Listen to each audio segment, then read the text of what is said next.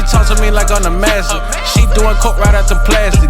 Ain't offer it, but she was asking. So white that it look like a napkin. Some of my homies throw C's, a couple of B's to 5 and some of them G's. I got what you need. Pills of the weed, you need a blessing, then sneeze. It's all for a fee.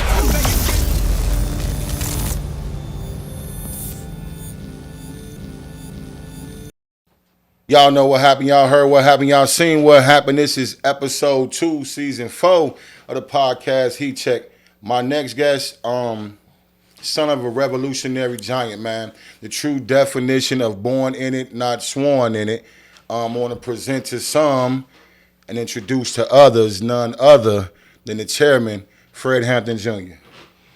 Revolutionary, love, respect. I'm honored and humbled to be here. Yes, sir. How you doing, man? I'm well, moving and grooving. Literally just came back from speaking at a couple events just now downtown Chicago. So tired in a good way though. Yeah. Well, we've been sitting around taking in the aesthetic value and the scenery.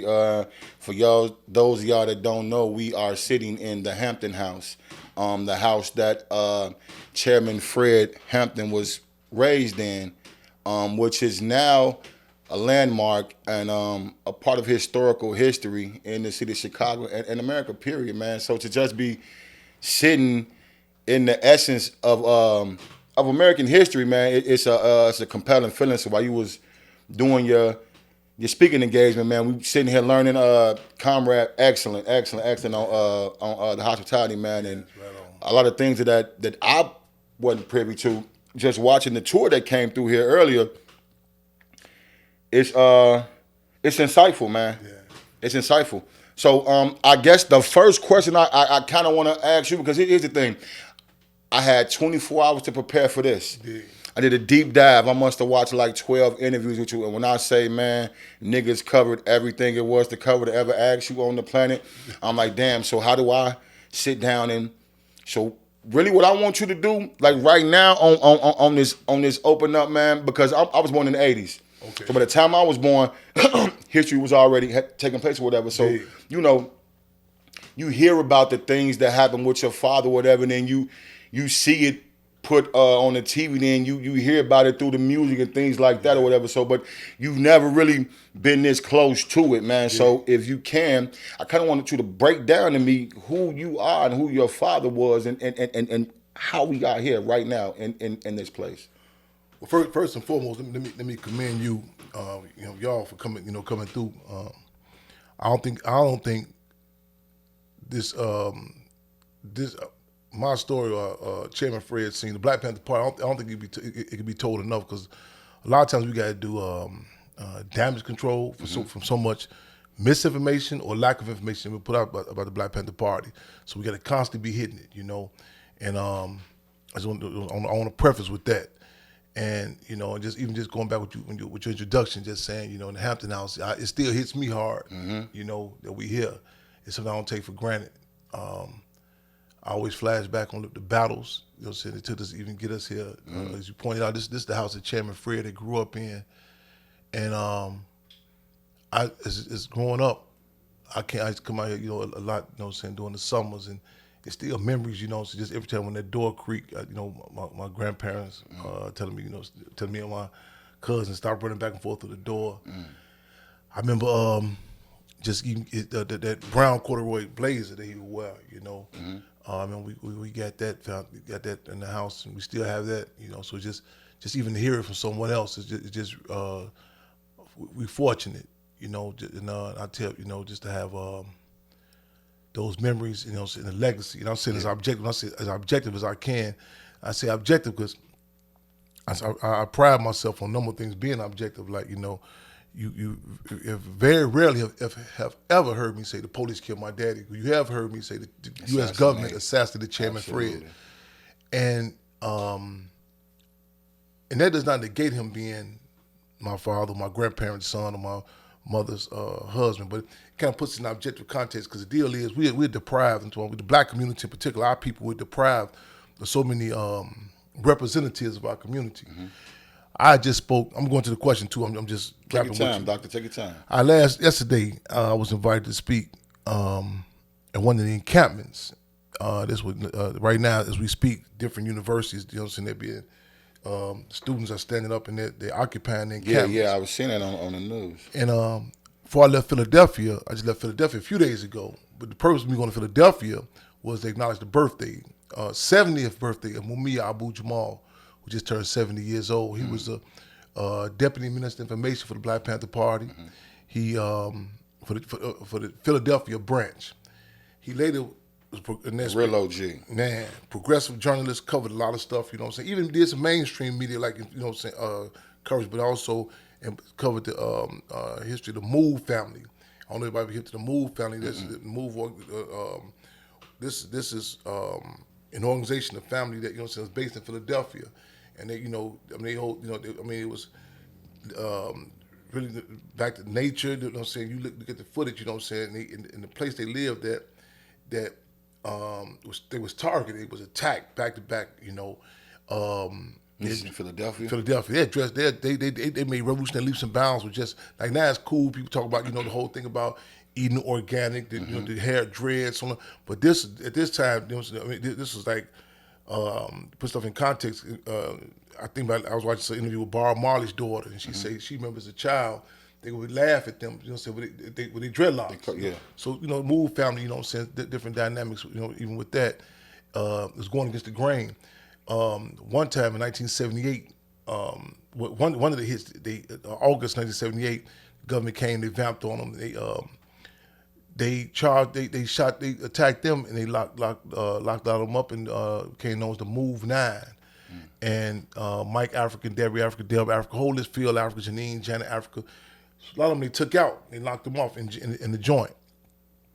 Some of them was going to be released, but Mumia Abu Jamal did a lot of coverage on that. And just spoke at his 70th birthday. He's still locked up right now. But man, that's heavy. Yeah. And I raised with this encampment. We had to raise some legitimate issues. You know what I'm saying? Because right now, as we speak, these are what we refer to as reactionary times. Not going to that as opposed to revolutionary times. Revolutionary is people say, what's the difference? You know what I'm saying? Like the 60s, the Black Power movement of the 60s. You can tell you can know a certain period by the type of conversations, you know, what people name their babies out there, you know what I'm saying? Yeah. We got a phone call yesterday, somebody asking, could they name, you know, they want to name their daughter, could they name after my mother, Cool and Jerry? And we had some discussion about that.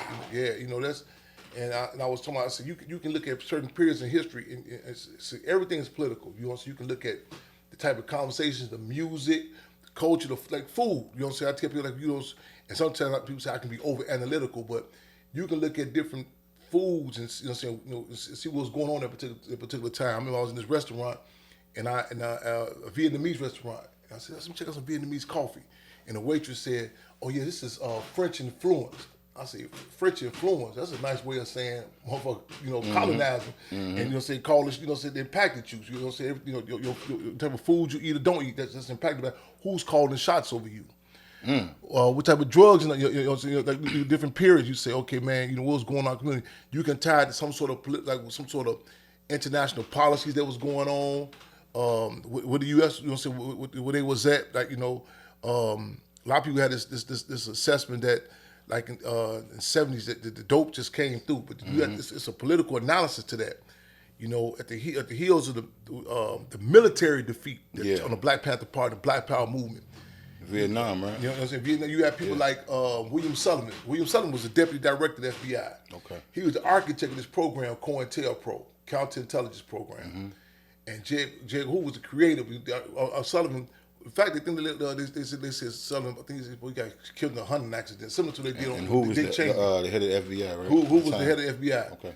And that's who architected this program, COINTEL program, Counterintelligence Program. And in their own words, they say a program that was created to discredit, demise, disrupt, and destroy any black nationalist movements, especially amongst the youth. Over 90% of it was directed to the Black Panther Party. This kind of goes into some different discussions too. Like even this house we in right now, the government called for wiretap on this house right here. Where we sitting at right now. He was Fred, before he was a chairman, 13 going on 14 years old. They called for wiretap. So wait. I want to cut you off. Yeah. That's hard to take in. As a child, yeah, the United States government petitioned to put a wiretap Yes. in his child's home. Yes. They recognized the ability Yes. that he had to at an early age. Yes. So they've been watching your father since he was. Yes.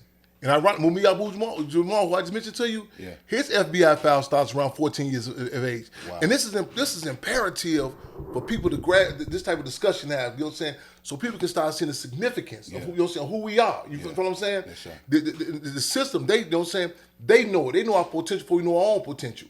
When they called for the wiretap on this house, the D.C. Bureau thought it was a typo. They said, man, there's no way possible you can get it. Man, he took the junior NAACP from about 7 to 300 members in 7.5 month time period. He was said to be on state leadership of the junior NAACP. They had a convention in Grand Rapids, Michigan. When he got there, they said, man, hold on, he brought all these youth up there.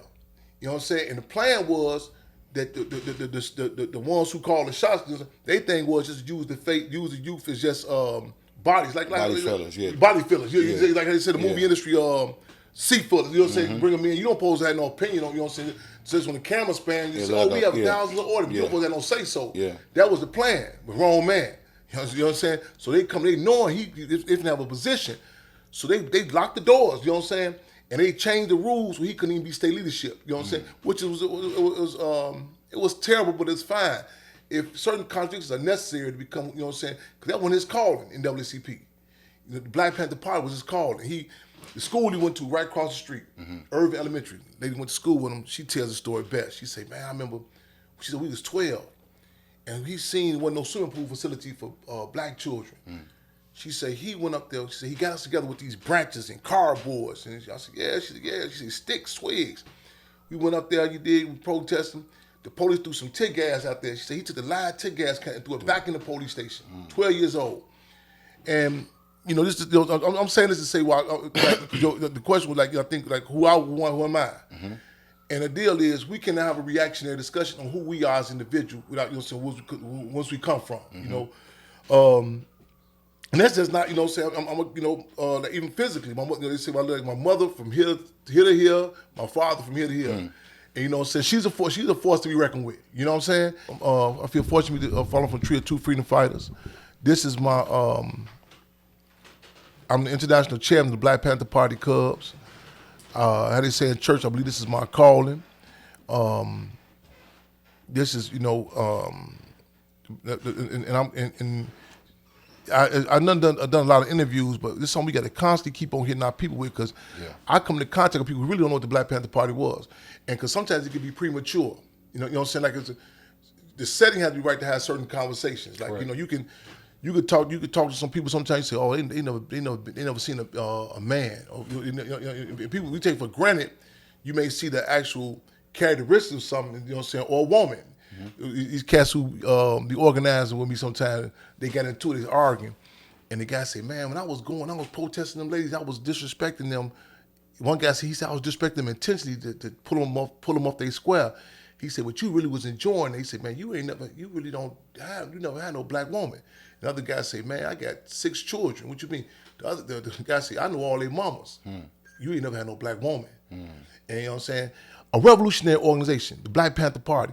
You know, Cat told me the other day, he said, man, it's other organizations that have more membership than you. And sometimes I get kind of sensitive. It was early as a tour here today. But the strength is as strong as yours, though. Good point. Good point. Because quality outweighs quantity. Absolutely. And also, the deal is, you never look at situation. I forgot this theory they use. It's a term they use. Matter of fact, this event they're doing this. It's some sort of theory where you look at history through one man, like literally. Like you say, okay, what if they say it's a theory if George Washington was taken out of history? You know what I'm saying? And different people change the course of history.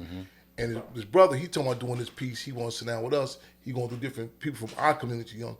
And he said he has his shortcomings. I said, yeah. I said some of the shortcomings in particular is you really can't history, great moves. You can't detach it from different circumstances. You know what I'm saying? Timing, location, all that. You know what I'm saying? Like even because you have to do away with a whole era. You get man. You can't pick. So you have to. No, I think Napoleon. I think they going against Russia. I forgot Napoleon, who was a war tactician. Yeah. He negated. It was a situation they was fighting. And he negated the weather. Technically, he had the advantage. They was going to win. He negated the weather. You know what I'm saying? And see, I tell you, when you certain discussion, you have to take into account, man, what the weather was like, where you was at, what side of town. You know what I'm saying? These are different dynamics. Because I let you, it's a reactionary assessment. Oh, this person, so that's what the Panther Party say, seize the time. It's certain things, certain conversations right now we can have. You know what I'm saying? I mean, this interview, say we hypothetically, we asked some of the same questions you've seen before. Yeah. It's not going to be the same. This interview, you know what I'm saying? Absolutely. Not saying that we was, you know, saying it was incorrect before, we changed it. So it's 2 minutes ago, it's history. You know what I'm saying? We still acknowledge it. It's a philosophical tool that we relate to dialectical materialism as opposed to metaphysical. So dialectical materialism say, well, how do you come to certain summations? How do you say, okay, man, dig? How do you assess the political climate, what you expect in Chicago with the upcoming Democratic convention to be in Chicago? You take into account history.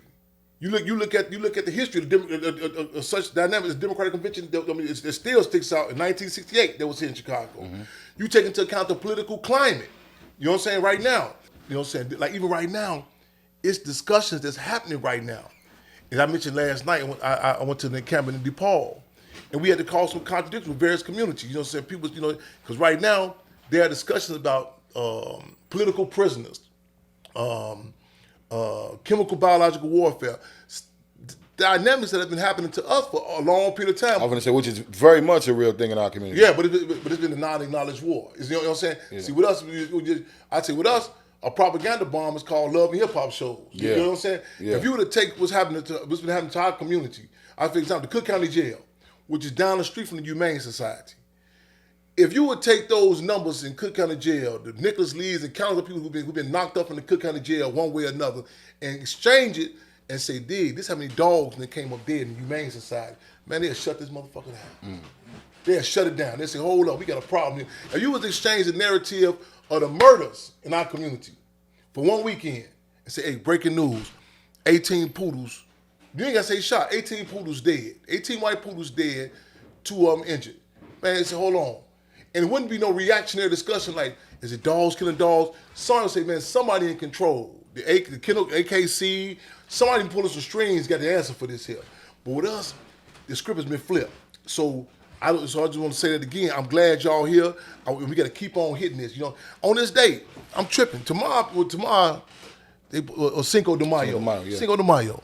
You know what I'm saying? And this, and you know, just even some, you know, which is, when the Americano community, they withheld the French. They held the French off on this, and they careful to distinguish. They wasn't victorious. I think they held them up for a minute, but that's inspiring. You know what I'm saying? And see, like I think it was they had heart. Exactly. Yeah. And they was outnumbered. Yeah, they didn't have the numbers. They had heart. They was outnumbered. Yeah. And now Denmark Vesey, you know what I'm saying? You should look at situations before Reverend Nat Turner. There was certain things you gotta be careful. Say, well, they failed. So different dynamics. I said, like even the Black Panther Party, you gotta put stuff in context. Deacons for Defense, all different dynamics. You know what I'm saying? To put lineage. Like one of our mantras for our organization is we the great grandchildren of Garvey, offspring of Malcolm, and cubs of Panthers. That lineage is just again. I think it's, I don't care if you're talking about the individual, you know what I'm saying, who you are, or people or struggle. But that you look at the pride. That I'm checking it out. The traffic is jammed up. Yeah. And you know what I'm saying? Took us forever to get here. Man, forever. You know what I'm saying? Now I'm wondering this boy say, I forgot about it. I'm talking to a guy in Atlanta. He said, oh yeah, man, same here. LA. I said, man, imagine something like I said, man, I commend it, but it hurts. You know what I'm saying? I said, man, August, I told this cat one time, and I was struggling. I said, they trying to make Juneteenth. They trying to do something, man. But you can't celebrate Juneteenth and the 4th of July. Come on, see, you know what I'm saying? It's a contradiction. Yeah, you can't do both, though. It's like diametrically opposed. And that's why I'm saying to see certain things. The deal is you own it, bro. You right on. Because the deal is, even with that, like you say, it's diametrically opposed, and sometimes certain contradictions are too much for people to deal with. You know what I'm saying? Like you come and say, well, if I go with this, and see, like that's even with them, the Americano community. It says the French, not the U.S. It gives the U.S. the opportunity to say, okay, yeah, they're in the bag. You know what I'm saying? And so this opposition with us, it directly. You know what I'm saying? You call certain, just even acknowledging, we stand up. just this system was birthed and built up of us. You know what I'm saying? Just the fact of when we stand up, it brings us certain, it's like it pops up a political Pandora's box. You know what I'm saying? That a lot of people ain't really deal with. You know what I'm saying? Like you said, a lot of people want to have their cake and eat it too. Well, I don't do that and July 4th. Okay, now you know this company, like somebody said, well, that's a successful prison war. And you're like, yeah, but who locked up? You know what I'm saying? I think niggas just look for any reason to party. Yeah. I'm convinced with that. Like any reason to party. But they won't. But also not the doctrine. But they won't do nothing for. A lot of times they can, if they can have that political dynamic to it of our people. It's like we know what to say and what not to say. The Chairman Fred Street Party, August 30th. We do it. You know what I'm saying? Yeah. We do it every year for his birthday. We coming. Right on. I be the comment on Facebook. I have a dream. I want like St. Patrick's Day. They turn the water green. I want to turn the water black. I want to up the ante. Where, cars be jammed up. You know what I'm saying? A symbolism. Chairman Fred flag. I'm not saying it subjectively. I'm saying something that we can put out. You know what I'm saying? To put our head up. Chairman, you gonna mess with they Chicago River, man. Man, damn it, you gonna shake some tables around this motherfucker, and I man. plan to. We gotta heighten the contradict because we so much of a deficit. Yeah. It's like I was showing, man. We so much of a deficit with our people, man. Just to identify with some who we are. You know what I'm saying? It's like a whispering or mumbling. I mean, you see people with their flags. Brother, young cat in Inglewood, Southside Chicago. Shout out to the Wood. Shout out to the Wood. That's where we from. Man. Let's go. 56, he's 16 years old. He tell me last year. He said, Cham, what's up? He said, what's all them flags they doing? I said, El Cinco de Mayo. Tell him the history. He said, man, we ain't got no flags in all, bro. I said, Marcus Garvey gave us the flag, the blood, the people in the land, man. He said, well, man, the police would kick our ass. I said, and it hurt when he said it. It hurt, you know what I'm saying? I said, man, it hurt when he said it. The truth and feelings ain't never been the best of friends. Man, say it again. The truth and the feelings have never been the best of friends. Dig that. I live by that, man. Dig that. And it's what keeps me from biting my tongue when I have to tell my people the truth. I understand when I say this to you, you're not gonna like it and we may fall out, but you need to hear this. Dig that. Yeah. Real talk. Yeah. You know, and you remember real talk. Yeah, real talk.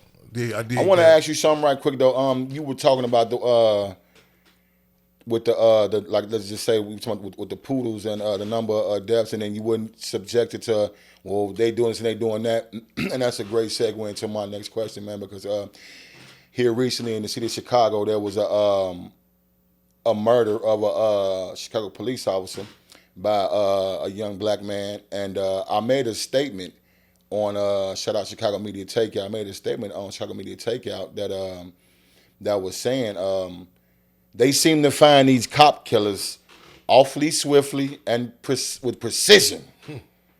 And I made a statement. I said, it's a shame that they don't have the same sense of urgency in our community. And the very first thing that people, I call it regurgitated bullshit. Mm-hmm. People hear shit and just, you know what I'm saying, they're back to you. Mm-hmm. The very first thing that people begin saying is, y'all out there killing each other. I wouldn't care either. Why would the police care? It's black on black crime. Y'all shooting each other, man. And so my response is like, at the end of the day, you can't have personal feelings inside of the job that you took. Your job is to solve a homicide and bring closure to the family. No matter who's killing who, because at the end of the day, a lot of times, more often than not, it's innocent people that's getting killed. It's more kids and people involved with none getting killed than actual bangers. So because that child was murdered, does that child not deserve the same sense of urgency as it does when one of you all are slain? You know what I'm saying? So like, what's your stance on them letting us? I don't want to say let us.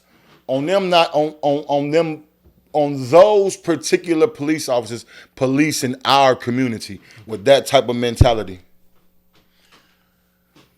Like, let them wipe each other out. We've been in situations where you're watching the shooter, you're seeing the shooter go on, and the police is sitting at the corner waiting for the shit to stop before they pull up. I'm in Inglewood. We've seen it. They writing tickets for I'm in Inglewood. They writing tickets on cars. The police writing tickets on cars literally, you hearing the shooting on the corner. Yeah. You know what I'm saying? It's like, man, my ears ringing. They writing tickets to my man for to my stickers outdated, man, you can't, man. We got a saying. We said we dying by design. I'm kind of touched by that term dying because we gonna become real. About they wiping us out. They not knocking us off. I just left a fool. I just made a comment earlier about this in regards to the situation, but the Chicago police being murdered, and you know what I'm saying, and the young man that they charged with. I was tripping on Facebook earlier today. I'm watching some social media. So the sister says, she said, man, I don't know, it sounds kind of fishy to me, this guy. She said, I think it's something else to it. I'm watching the comments, and I said, damn, I said, hey, check my calendar, see what day it is. Some cat actually put on there, they got the young cats, the young guys got his mug shot. Somebody said, man, he looks guilty. I said, damn. I said, man, you got to look. Man, look. And the reality is, you know that old picture they had, like this, like devil, the devil. Automatically you think about the red man. A black man coming to motherfuckers' mind. You know what I'm saying? That's real. Like a black youngster with some dreadlight. If they be honest with you, they have done so much propaganda. You know what I'm saying? It's an image. You know what I'm saying? This danger. Profile now. You know what I'm saying? And it's something. It's mind blowing. And and just touching what you said. The reality is, you know what I'm saying, everything from the medical care, law enforcement, education, foods, we're told directly, indirectly, what's valuable, what's not valuable. You know what I'm saying? How we view ourselves. It's a message sent to the 17th precinct in New York Police Department when a police feel comfortable putting a plunger up the rectum of a black man. It's a message sent to slumlords when they feel they can pull certain stuff. You can't even get it. See, a lot of people have a reactionary response. As a recent, I'm talking, I remember in 15th Ward, this yard, vacant lot, we cleaned it up, you know what I'm saying? And while I'm cleaning it up over there, you know what I'm saying, the brother put his car over there, this alderman over there, Alderman Raymond Lopez, he come over, you know what I'm saying, he told me that you can't be over the yard. So when I'm telling people, I said, man, don't give him no attention, keep on cleaning this up. 2 Negroes standing on his side, I said, what y'all doing? Like y'all security for him? And it was insulting to see how, you know what I'm saying? And then 2 doors down was, I think on admissions from the Americano community, who was squatting, just moved in the house. They had a vacant lot right there. They were unmolested. We don't say that right there, that vacant lot right now. You look on that vacant lot, on 56 and Wood, you say unfucked with. It's like the children. It's like a carnival. Yeah. And them children be playing with each other. It's a whole different. And that, you know what I'm saying. And now, and then with the same. You know what I'm saying. I'm using him as an example. Stop the block party. I said, how y'all letting this go on in the black community? You know what I'm saying. See, when you told you can't even interact with each other, you know what I'm saying? It's like somebody telling you can't belt, you can't pass gas. It's going to explode in you somehow. You follow what I'm saying? And then like they wonder, what's wrong with these motherfuckers? You know what I'm saying? The conditions. I know people say, oh, here come Chairman Fred. I was going to blame the white man and the government. You're damn right. Everything in our community. It's a food giveaway today I was at. I went live on it. At niggas leading the center on 67. And the Spanish-speaking community was coming through there. I'm watching the dynamics. There was a lot, man, hundreds of them. I'm watching them. I'm watching across the street, the Spanish-speaking police. The way that they dealt with their people. They was across the street. They were not corralling them. You know what I'm saying? You come through our community, you trying to figure out you at the auction. You know what I'm saying? Get in, move. This people say, well, just long as you got to educate. These people, man, I don't know if they had it in the school or what. It was the children. It was an energy that felt good. People waiting in line, long lines for hours. Everybody had it was a sense of pride. A sense of pride. The police was harassing them. Yeah. You know what I'm saying? Psychological profile. When the people talk about halal meat. Now, what that mean? It's a different meat. It's a procedure on how they kill a meat. See, they even talk about certain meat that makes you catch them, knock it down, straight down. It's another fish called some sort of snapper. It's like a gray fish. This fish costs so much, they say when it punches the fish, you stick a needle through his head, it knocks him down, it take it out so quick. that it doesn't release any stress. You know what I'm saying? The meat tastes different. You know what I'm saying? Instantly It tastes different. Our community, so you ain't struggling. We dying slow. We stressing out. You know what I'm saying? It's so much, man. So you come up, you wonder why, man. Black women be fucked up. Their attitude. You know what I'm saying? When dudes come through there, you be wondering why these children all messed up. Man, it's so much toxic. Not the food, the atmosphere, when people dealing with you, it's so much disrespecting you, man. It's oozing up out of you. Yeah. You know what I'm saying? And you're told. I know a lot of people, this different generation, it would be the white comedian called named Rodney Dangerfield. He had a joke. He said, man, I don't get no respect. That's how we treated. You know what I'm saying? And it is a mess. You see the news. They say yesterday in that courtroom, man, all them police packed in that courtroom. You know what I'm saying? For that, yeah. They say they going into his family. They whispered to his family. You know what I'm saying? We had a thing called court support, the Black Panther Party Cubs. We tell people, come to courts. You know what I'm saying? I literally cared about a court. The judge, what is he doing here? You know what I'm saying? Who you here for? Court support. To be there for people. That's just a message. You know what I'm saying? Adolf Hitler, Führer in Nazi Germany. The first ones he knocked up in the gas chamber was the ones who didn't get no mail. He studied that. People wouldn't miss. He said the ones who didn't see. Man, I go down that Cook County courthouse sometime, walk up in there, man, they be on the phone, Buzz, what are you doing here? You know what I'm saying? Man, I'm coming, court support. You know what I'm saying? That connection, you know what I'm saying? If they ain't got nothing to have, what they tripping for? You know what I'm saying? We just went to juvenile prison, not juvenile detention. I would say, a lot of people say, oh yeah, I know about the Odeon. No. It's a juvenile prison right up Western and Maypole. A real prison. Man, they got mold up in there. They shoot them with medication with a sperm count. It's knocked off. Yeah. Now you can't get no more clear than that. Yeah. What kind of rehabilitation is that? We got to do this. They disciplining them by stopping visitation. So these youngsters now ain't seeing their mamas and dads. So when a child thinks like, man, nobody come to see me. Yeah. You know what I'm saying? They breeding them. See, I look at news and look at information different. Like, you know what I'm saying? We look at different. You know what I'm saying? A lot of people have a reactionary response. When that young lady, the police lady, got killed on the east side of Chicago, I said, "This is something." Black lady, right? Yeah, black lady. You know what I'm saying? I said, man, no. I check your emotions. There's something deeper than this. The way they say them cats get down, they didn't say the carjacking, but they say as soon as they get it was like OK Corral. I said, man, this is like I said, one, these carjacking, we're not gonna have a conversation about carjacking when we go talk about Grand Theft Auto, at least. Yeah. You know what I'm saying? You watch it, it's a training. But these cats see in the game and you can press reset, you know what I'm saying? But that Grand Theft, it's a training for car theft, you know what I'm saying? The game itself. It's a training, man. It's a program. Simulation, it's a whole, we can say, oh, it's just a game. That's, man, the impact, in the army, they train these cats with this here. And the visuals of it, take you to the streets of Chicago, all that.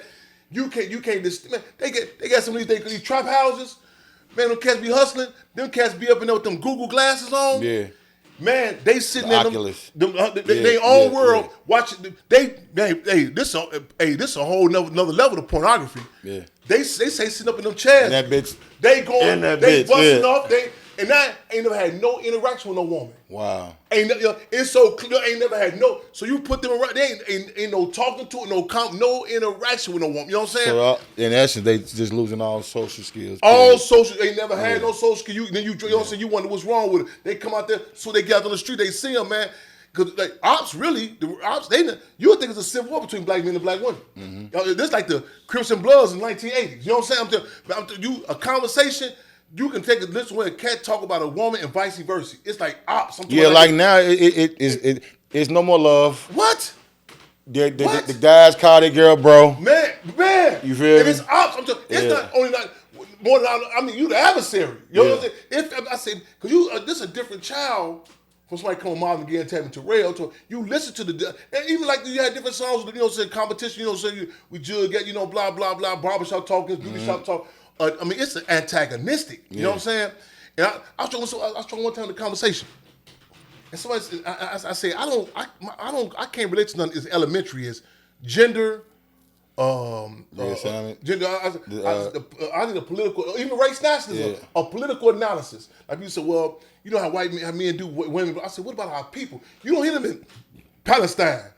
You know what I'm saying? Talking about man, they just attacking our women. You know what I'm saying? They talking our people. You know what I'm saying? Everybody, man, woman, child. I was struggling. I said, man, race privilege trumps so much stuff. We get a community refrigerator right outside this house, Hampton House community refrigerator. I come out one day. The white man, he homeless. The black man homeless, and the white lady, all of them homeless. The white man had a big old bag. He taking all the food. The black man by the gate. The white woman is right there by the white man, and she not saying nothing, but she emboldening him. You know what I'm saying? She understand. So I come to man, I said, get you enough for you. And I said, so other people. No, I get this one. So I said, no, but you got a big old bag. I said, man, I'm trying to figure out. I said, I didn't know you was Santa Claus or what. You come through, you got a big old bag, man. I said, so I go lie. I said, it's something in that black man to say, don't do that. You know what I'm saying? Yeah. This white dude was homeless. It's conditioned. Man, Yeah. you should have heard him. And I say, and then people say, well, the white man, so no. I said, you see, white women was voting when they wasn't voting. Yeah. You know what I'm saying? Yeah. Though they weren't voting technically. Yeah. You know what I'm saying? It's a book called White Woman Slave Owner. You know what I'm saying? I said, because you, on that plantation, you won't get it from Master's whip or Miss Ann's lip. You know what I'm saying? Mm-hmm. Both cut. Yep. Both cut. You know what I'm saying? And that dynamic on this plantation, man, out impacts us. You know what I'm saying? And, see, we try to step out, talking about February, you know what I'm saying? Everything is political. We have to internalize it. Our music, our turn, like people say, oh, here he come. You know what I'm saying? I'm telling second nature. Every time it's a you know what I'm saying? Our music, everything. That's a revolutionary period. You know what I'm saying? Like you had a climb in the 60s. Man, James Brown had a whole totally different song playing at first. He wasn't talking about singing I'm Black and I'm Proud. H-Rap Brown, I know see, man, you know what I mean? Rolled down on it and say, man, go back in the studio with that garbage. He came back up, said I'm Black and I'm Proud. It was a climb. He couldn't pull what he did in the Rocky movie with the red, white, and blue dogs who lived in America. It was a climb with the devil disciples, who were the black disciples. You know what I'm saying? They worked in the free breakfast program. The vice lords at the free medical center. You know what I'm saying? It was a climbing. Chairman Fred said the best dressed brother wore a leather jacket in 45. It was no detaching. You know what I'm saying? See, and I'm a revolutionary in reactionary times. It hurts. I'm gonna hold the line. You know what I'm saying? Something you see, like when we did the interview, I said, man, how far the camera go? Cause see, I do Zoom. Listen, Chairman, you ain't getting your uniform. I got to remember who I am. Absolutely. Even when it ain't popular. You know what I'm saying? Even when I'm outnumbered. You know what I'm saying? This is the politics divide. It produces a different sort of person. You know what I'm saying? I tell people, say like people have discussion about religion. I say, well, you know. So you have to believe in something. You straight cutting through all my questions. I ain't got to say shit. You jump in go ahead. Nah, shit. Like, go ahead. Like these are the questions I'm finna ask. You know what I'm saying? And it got the deal is what type of people are produced, man. And you do like you come in with nothing. Like I say I really envision us like right now. So you get this once in a while, maybe once in a lifetime. They told me this Democratic convention in Chicago. I tell you, I ain't no Democrat or Republican. I'm not cut from the cloth for the Democratic Party, Republican Party, no P. Diddy Party, none of that. I'm for the Black Panther Party. Before we have a discussion with anybody, so when you put party on it, is what makes it political. Got it. Political. Okay. You know what I'm saying? Political, and that we can be a force to be reckoned with. Because a lot of people don't say, like I tell people, the way we organize, it's a way. You know what I'm saying? It's a style we have. Like I was watching this footage the other day from the former chief of staff of the Black Panther Party, David Hill. He was on Face the Nation. It's on YouTube. And these three white journalists, they three of them, they beam. Man, I'm talking about, man, that party politics is oozing up out of there. He beam. Yeah. He landed him up, they try to force him to a reactionary assessment. Their party is handling it. Mm-hmm. It was a climate. The Democratic Convention 1968, when they had chained and gagged Chairman Bobby Seale in court downtown.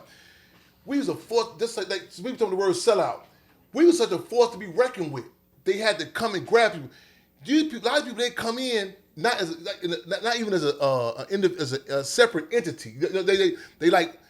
They come in and people can look at you and say, oh, you're not coming with nothing. You know what I'm saying? You morph into whatever I want you to be. You know what I'm saying? You that identity. Even right now, the Mexicano community, the Venezuela community, even though it's state sanctioned in many cases, at least a flag, an identity. You know what I'm saying? When people, something happened in the Philippines, people say, we're going to send somebody to the homeland. That dynamic of you know what I'm saying? Even relationship, you come to certain relationships. Now, if you come to a relationship and people say, well, I want to have something I bring to the table. And don't limit to just no financial, you know what I'm saying, resources, you know what I'm saying? Yeah. But something that you come in, that you merging. Like I say, you know what I'm saying? Substance. So the child, even when the child produced, like I say, it's a dynamic of all forces involved. You know what I'm saying? You say, oh yeah. Pause right there with the child being produced. Yeah. That's right. So with that being said, you're the heir to a legacy that's a part of American history.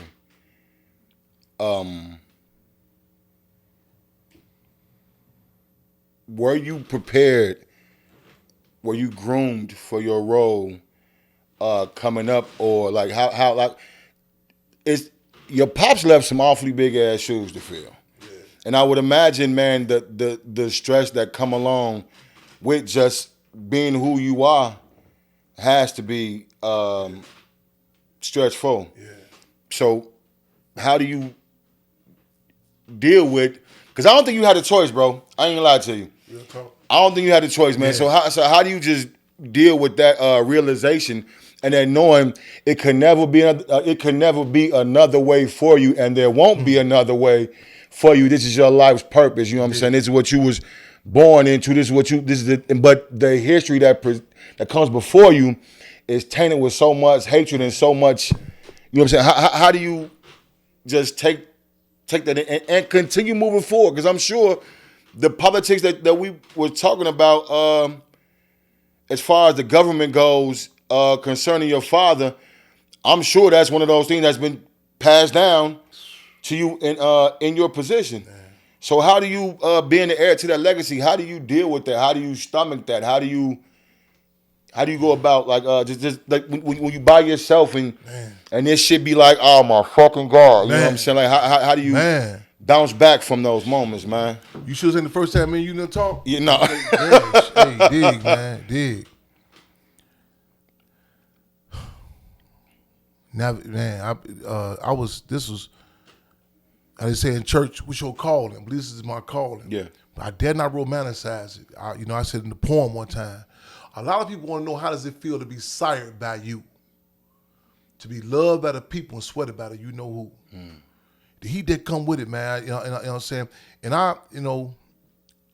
say like Park, they say sometimes he was trying to run from, he can run from who he was, you know. Mm-hmm. And I can see myself in some instances, like, hope I just get to be a civilian, you know what I'm saying?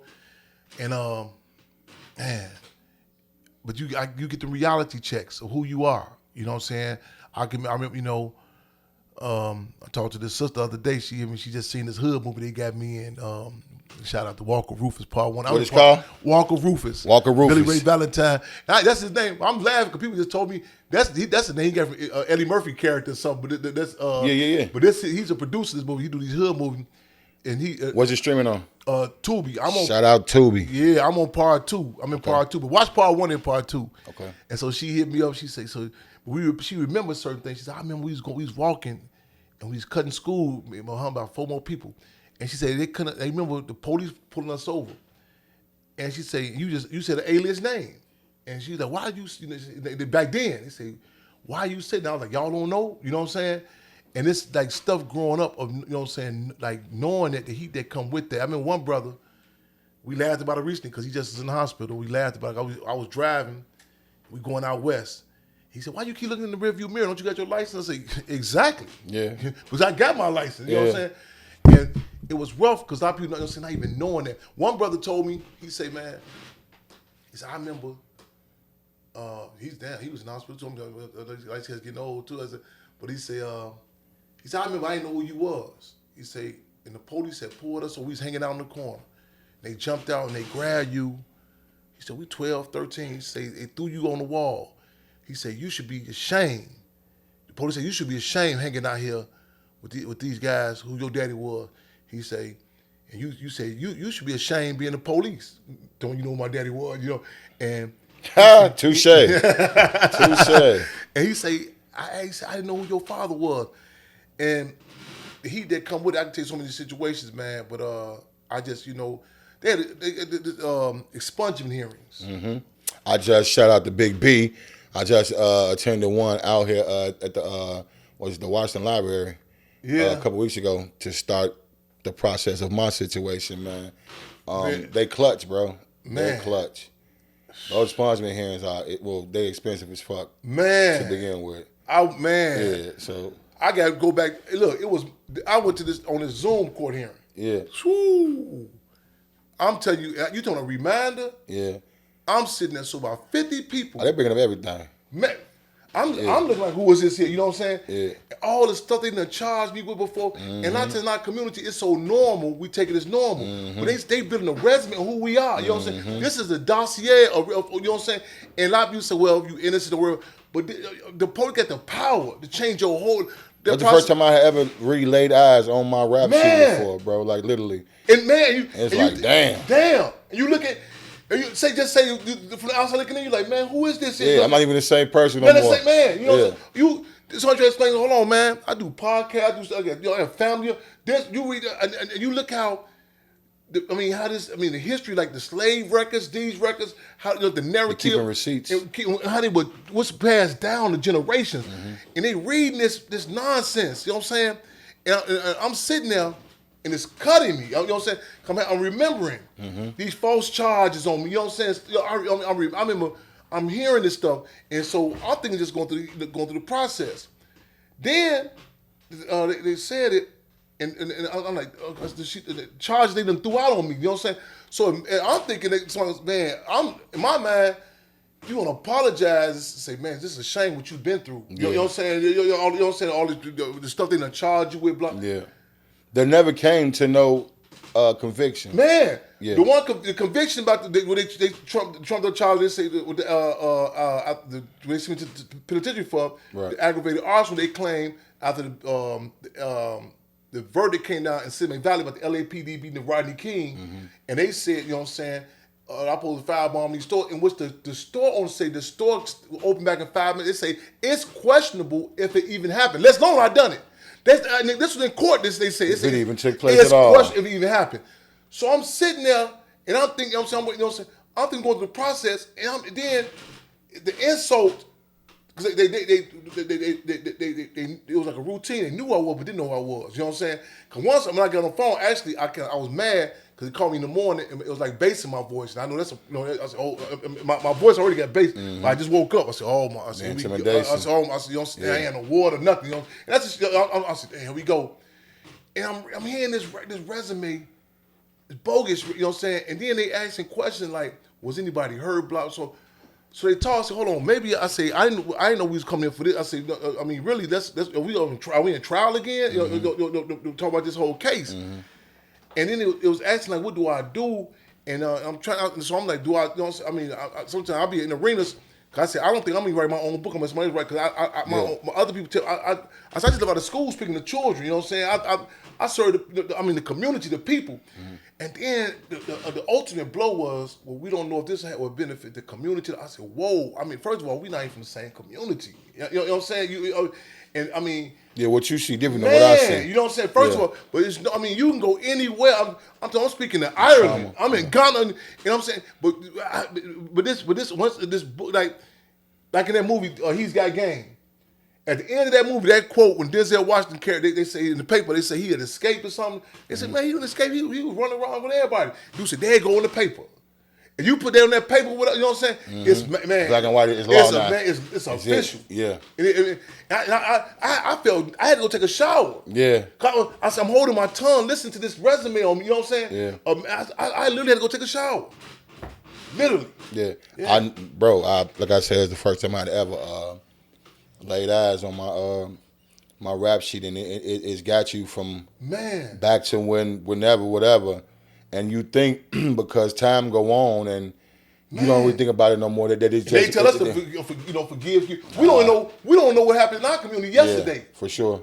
We cats couldn't tell. There be police in our community. They like, man, you be like, man, that's the same one. I'm telling you, on the case they sent me to the penitentiary for. On the case they sent me to the penitentiary for. They say I posed to 5 on the 2 Korean stores. When they pulled all these agencies, locked me up. I'm at the police station. The homicide, former Lieutenant John Burge, who they called it on 3rd Avenue, California. The House of Screams. He electric shocking people. He gonna get them confessions about man. I'm at that police station. All these police walking past. I wonder why this one police kept looking at me, kept staring at me. I couldn't figure it out. When I get out on bond, I'm going through some Black Panther Party newspapers. Who do I see? I said, man, that's dude. Sergeant Joseph P. Grubasek. He knew who you were. He was involved in the surveillance and assassination of Chairman Fred Hampton Sr. This who I'm like, how is he calling the shots on this here? This the same exact one. That right there, I'm listening to this guy. I'm like, if anything, they should be saying, listen, man, wait a minute. We apologize for you doing all this. All this time. I'm in court, I try to bring this up for appeal. I'm at March 10th. They sent me to Stateville. I said, man, I want to bring this up about this dude, this Sergeant Joseph E. Group was at. They give me an isolation. They said it shot down, my appeal shut down because I missed my court date. I'm in the penitentiary. I can't. And then when I think got an isolation, try to repush it again, all of a sudden in the back of the Sun-Times, in the obituary section, he coincidentally died. Man, I'm telling you what God love. Man, I grew up in a city where not only the name is still the same. Yeah. Sergeant Joseph P. Group was there. I'm listening to this thing. I'm like, am I paranoid? This is the same exact dude that was involved in a surveillance and assassination of Chairman Fred Hampton. What's the odds of him on this case? And we can't believe. It's no coincidence. Man, I gonna tell people, I say, man, I'm watching the Facebook today about the guy at the police. And you got this thing going on. I'm from Chicago, of course. Yeah, of course I'm from Chicago. Of course, I believe the police will frame you. Yeah. You know what I'm saying? That's my thing. I'm looking. I said, man, maybe I'll come in with a subjectivity. I'm like, they done did us so wrong. It's like a relationship. You come in, like, you know what I'm saying? Say a guy always lied to her. He come through the door. No, Sharon, listen. I was with dude. You know what I'm saying? Yeah. He come through the door. You know what I'm saying? It's like natural. This government has lied to us on news. They should open the news up and say, listen, it's 78 degrees. No. Let's prove it to y'all. Everything from the weather should be, you know what I'm saying? That's long somebody getting locked up for killing somebody.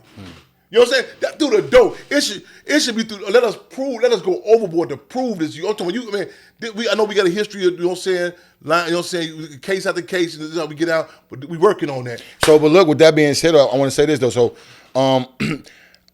our culture, our race, us as black people, we got a tendency, man, to portray an aggressive behavior when it's convenient for us.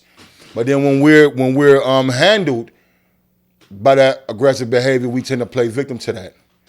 Is that a real thing? For me, I absolutely say it. Like we when it's in favor of us, we'll embrace the aggressiveness that they look at us with. But when we're handled like such, we tend to, you know what I'm saying, play victim and be upset by it. I don't know if I'm asking the question the right way, but it's like, what's your thoughts and views on it? Reactionary. This is a reactionary climate, you know what I'm saying? It produces reactionary where you're told the only way you're given. When Malcolm X said the battle of the bullet, okay, he said America's in a unique position. How, you know what I'm saying? See, what's embarrassing about struggle is when you colonized, the ruling class really is in control. Like, I didn't really choose. Like, I'm impacted. I tell you, like you said, what made me come to this here? Not only, this system. See, that's embarrassing. Like, see, when you oppress, you want to say, well, man, my homie just decided, you know what I'm saying? I told his brother one time, I'll never forget it. He was on the news from Cabrini Green Projects. And he said, yeah, we don't steal cars, we just changed our thing. We doing this and that, you know. Now, I seen him later on. I said, don't flatter yourself again, man. He said, what you mean? I said, you think you chose to sell drugs? See what I'm saying? It's embarrassing. When the police pull us over in the community and tell us, okay, we don't want the guns, we just want the drugs. They tell us, they change laws. They tell us directly, indirectly what to do. You know what I'm saying? We're told. And they flatter certain things. You're only out of respond to be reactionary. Like, there's one piece in this whole Ice book, Minister Elder Cleveland, he went into the brawn and the brain theory. Most of us are that we're told, especially black males, the brawn, you know what I'm saying? The brawn, you know, it's absolute. You know what I'm saying? This how you deal with situations. You know what I'm saying? They had a case with a football player, you know, beat his wife. And they show the training. You know what I'm saying? You train this. They set the stage. It produces this. You know what I'm saying?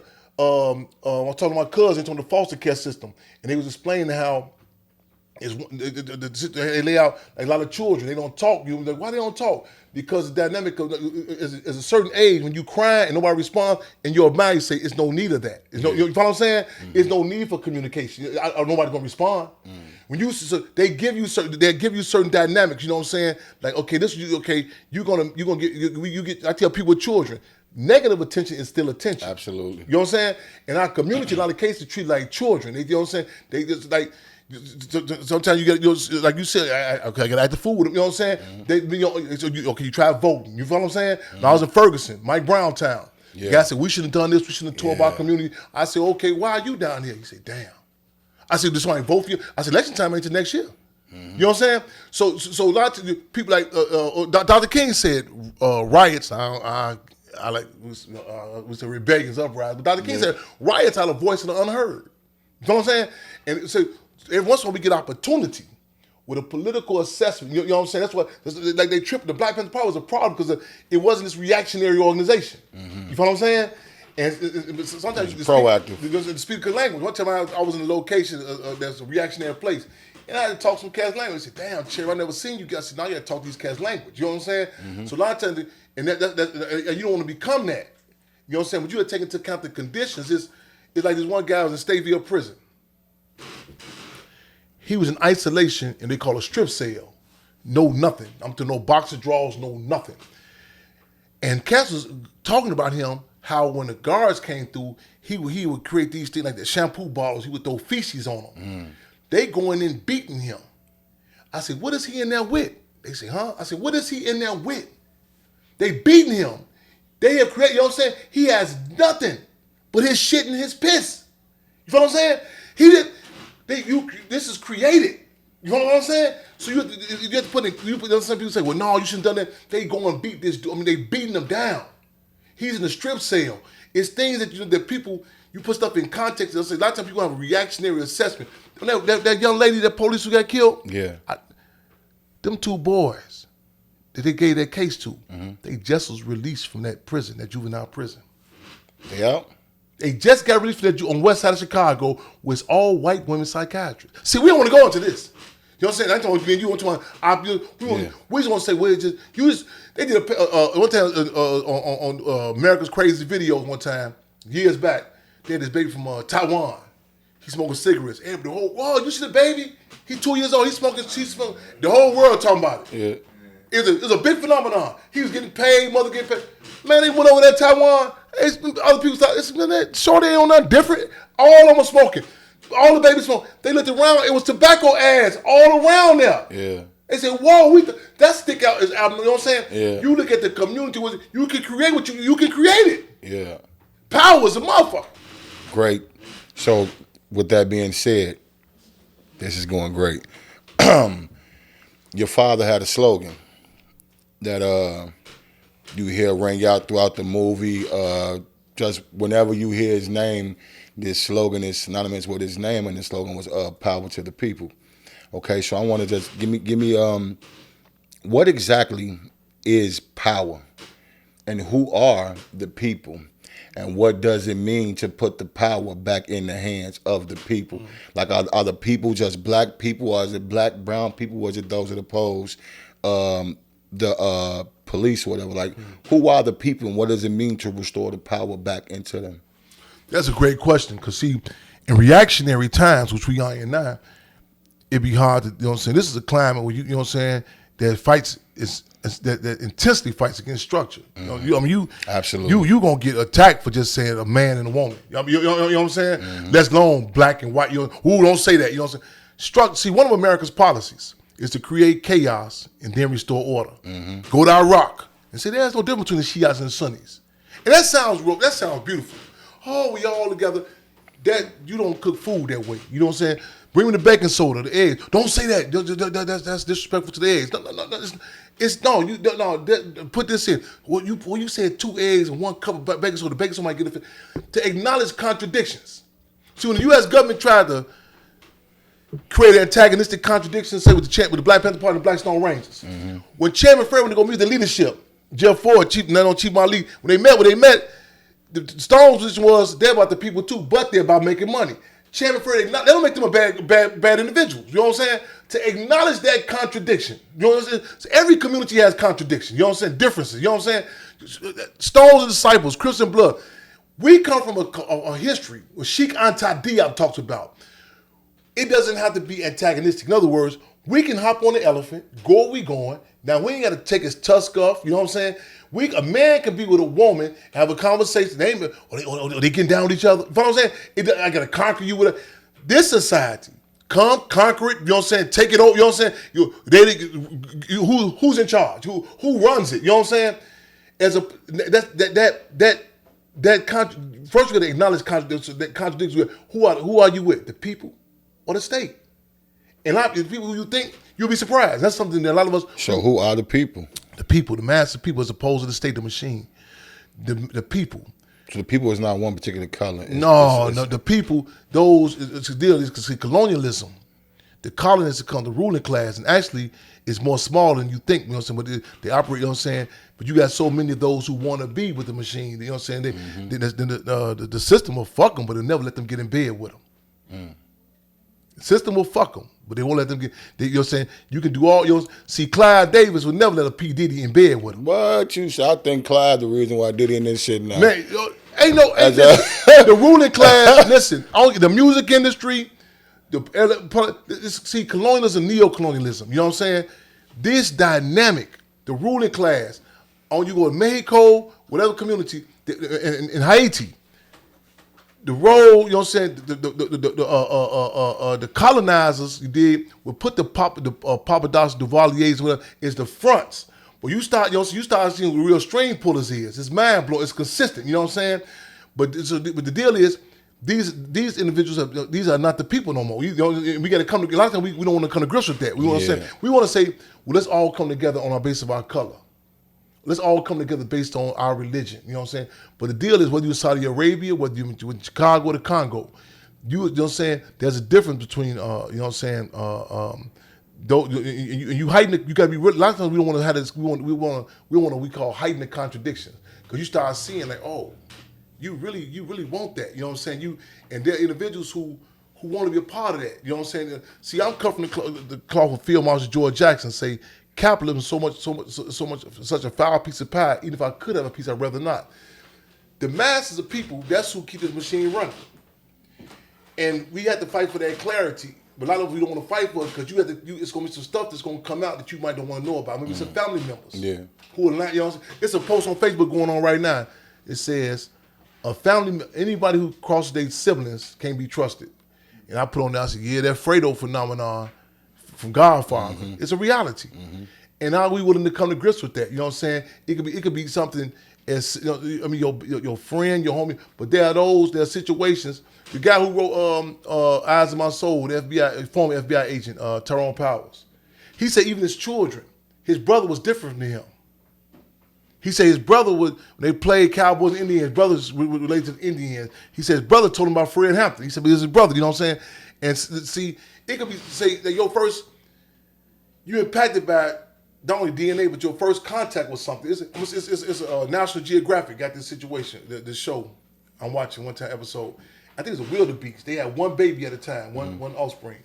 And the baby dropped. And when the baby dropped, the lions, they was coming. The mother had to leave. So the baby was subjected to another lioness. She just had to lose her cub. Her mother instincts was strong. Protected the baby. She protected that baby wildebeest. She licked him. That was his first lick. That was from a person that survives of eating him up. He was confused. He was raised by this. You know what I'm saying? So now, then add to that, he go to another wildebeest. He said to get the milk. She don't mean no. She's milking her one. Her body is fit to do one. Hers. She pushed him away. He like, man. So now he said, all wildebeest say, man, fuck all of them. I'm going with this lion who licked me. So now he was some other wildebeest who looked like the other wildebeest. The lion's coming to eat them. He stopped. He turned on. He come running towards the lion. They fucked up. They like, man, what is this? An Uber food? A Grubhub? This food coming to me. Yeah. You know what I'm saying? Yeah. But through the his door, mind, he running his people. In our community, they destabilize our communities, and they grab certain individuals, put their tit in their mouth. You know what I'm saying? Yeah. Who they've been trained by. Who they've been educated by. That was why that program, the free breakfast program, the first free breakfast program by the Black Minister UEP was genius with that. I never met people that it was impacted by. I'm speaking at the event one time. I was impacted by the players thing. The picture Don Juan and Seaman. They said, man, how you know we had the breakfast program? I said, shit, who come up on the west side and didn't? that impacted people. Not just the food, you know what I'm saying? It impacted you. So did that just stick to the West Side, or did that spread to the city? Because growing up as a child in the 80s and the 90s, I absolutely was going to school at 7:45, 7:30, a little 30 minutes early to get that free breakfast, that super donut, and that motherfucking milk, and the free breakfast program. Well, definitely, I was a product of that. Well, the Black Panther Party was began to be an international organization, and the programs were not programs for charity. And you know, so the way they did it was different than the way the state did it. It became an international, it was a program to serve the people, you know, and that impacts people, you know what I'm saying? And you know what I'm saying? So the state won't fund y'all at all with no type of grants and no type of shit at all? It's like it's a Black Panther Party Cubs, no. Yeah. So we try to form relations with other entities. Absolutely. And we need some people to come, you know what I'm saying? That's uncharted, that's new ground for us, you know what I'm saying? All right. It's a climate now, you know what I'm saying? So we try to find people to, like, ministry people say, take the bourgeoisie skills and make them work in the interest of the masses. So we trying to establish relationships with different people to help us, you know, and do that, you know what I'm saying? But at the same time, a lot of people, they kind of throw their guards with us because we got that stench stigma of self-determination. Yeah. You know what I'm saying? We come in who we, you know what I'm saying, who we are, you know what I'm saying? So once the ante is up, it forces that in certain, you know, you heighten the contradiction, you know what I'm saying? And a lot of people, because we get sidetracked. Like I was talking to a sister one time, and they say stuff like, you know, well, you know, like there's resources there. Like, I just left the migrants, the phones, the resources there. But black people, we're treated like the right dangerous for all races. And a lot of times what they'll do is they'll give it to they'll give it to the runts of the litter. They'll grab the most selfish, individualistic, opportunistic individuals and raise them up and fund them. You know what I'm saying? And know what they're gonna do. Then they mess up. They say, "Oh, see, that's what black people see. We can't see." I tell people, I say, you know, I say today with the Spanish-speaking police, they just didn't grab anybody. See, like in the prison visiting room, it's a certain psychological profile they place in the visiting room. In our community, they would give us the most notorious one. You know what I'm saying? So we have to up the end and just say, no, not just like with black people getting your support. You know what I'm saying? Those, you know who out here doing the community work. It ain't hard to tell. You know what I'm saying? People say, well, man, we just all come together. You don't go into no club like that. You don't walk in and say, man, I want me a lady. You know what I'm saying? That's one right there. Hold on, Jack. Hold on, man. You know what I'm saying? Don't disrespect me now. You know what I'm saying? Man, you know what I'm saying? I got it tight. You know what I'm saying? You know who that is, man. You know what I'm saying? So with our people, we have to up the ante. Say, no, you like these schools. The ante got to be up. No, we want the Black Panther Party cuz come in speaking. Want to, man, the honorary. See, they can if they can just suffice giving you this. Say, okay, we did it for the record. Like in prison, they put on the paperwork. We gave them vegetables. You know what I'm saying? It's something legally, technically say they fed you, but your stomach growling like a motherfucker. Man, I'm telling you, man. These air burgers and water fries is hurting. I need some food. You know what I'm saying? But they come through legal and say we did feed you. They grab the runts of the litter. We have to up the ante and say, no, we deserve better. So is it? And I don't want to overstep with this question, but the comparisons is just real compelling to me. Is it fair to compare? We'll say not compare, but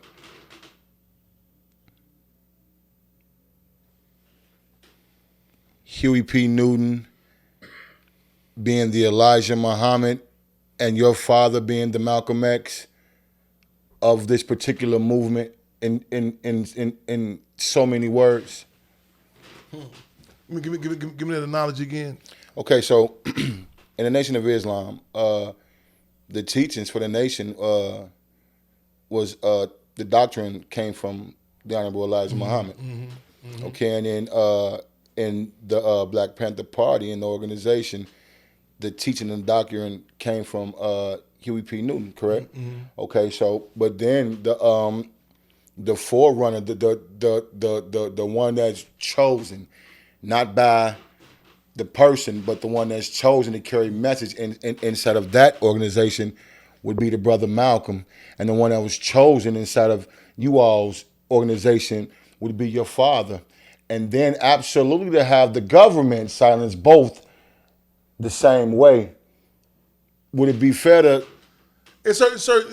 I guess there's certain correlations that you can draw, but also, but like certain, like that was the Black Panther Party. Even the way it was set up, it was like its term we relate to democratic centralism. Okay. Would that basically be like it kind of sets like a framework where it's like one that you have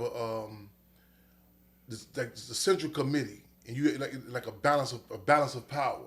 So it's like and able to grab the attributes of, like the structure. Like for example, like you have ministers of defense, UEPD, the chairman of RBC. You had and I'm gonna give you some examples even today with the Black Panther Party Cubs. But you know what I'm saying, you had the Field Marshal, like Field Marshal Donald D.C. Cox, Field Marshal George Jackson was locked up, Minister of Information, different, like the Central Committee would have balance, you know what I'm saying, so just in case, so the struggle, of course you got certain forces that stick out, but however, it's a system, it's a there's machine. a structure that laid out that, you know what I'm saying, to be able to, ideally, and I say ideally because a lot of times we struggle with that because you do get those forces who say, man, that's that niche, that's that tap, you know what I'm saying? But however, we struggle to have that democratic centralism. Like, you know what I'm saying? Like even our organization, the Black Panther Party Cubs, we have our ambassador of international affairs, our field marshal, and that structure of democratic centralism, the votes that come in, so on and so forth. And we struggle for that for a number of reasons. The security of individuals, because the state is phenomenal at picking out certain forces. Okay, this our problem. You know what I'm saying? Take this part out. So that's in contrast. Yeah, that's the dynamic that the party structure would attempts. And in many cases, was set up to serve, but still acknowledging that there are certain forces that come out and say, that time where the government would say, "Hold on, this is a problem." You know what I'm saying? And that's what I mean. Like, with all those pieces being in place inside the machine, and all those pieces being vital to make the machine go. At the end of the day, though, no one in the organization could organize like your father. This is Is that a fair? So making him the chosen one, and if we're going back to with the government seeing his ability at 13, and you know what I'm saying, being it's almost like Neo, so to speak, in the Matrix or whatever. When you're chosen, you're chosen. Not saying he's bigger than the party, but when people say Black Panther Party, the names that come up is Huey Newton and Fred Hampton. They're synonymous with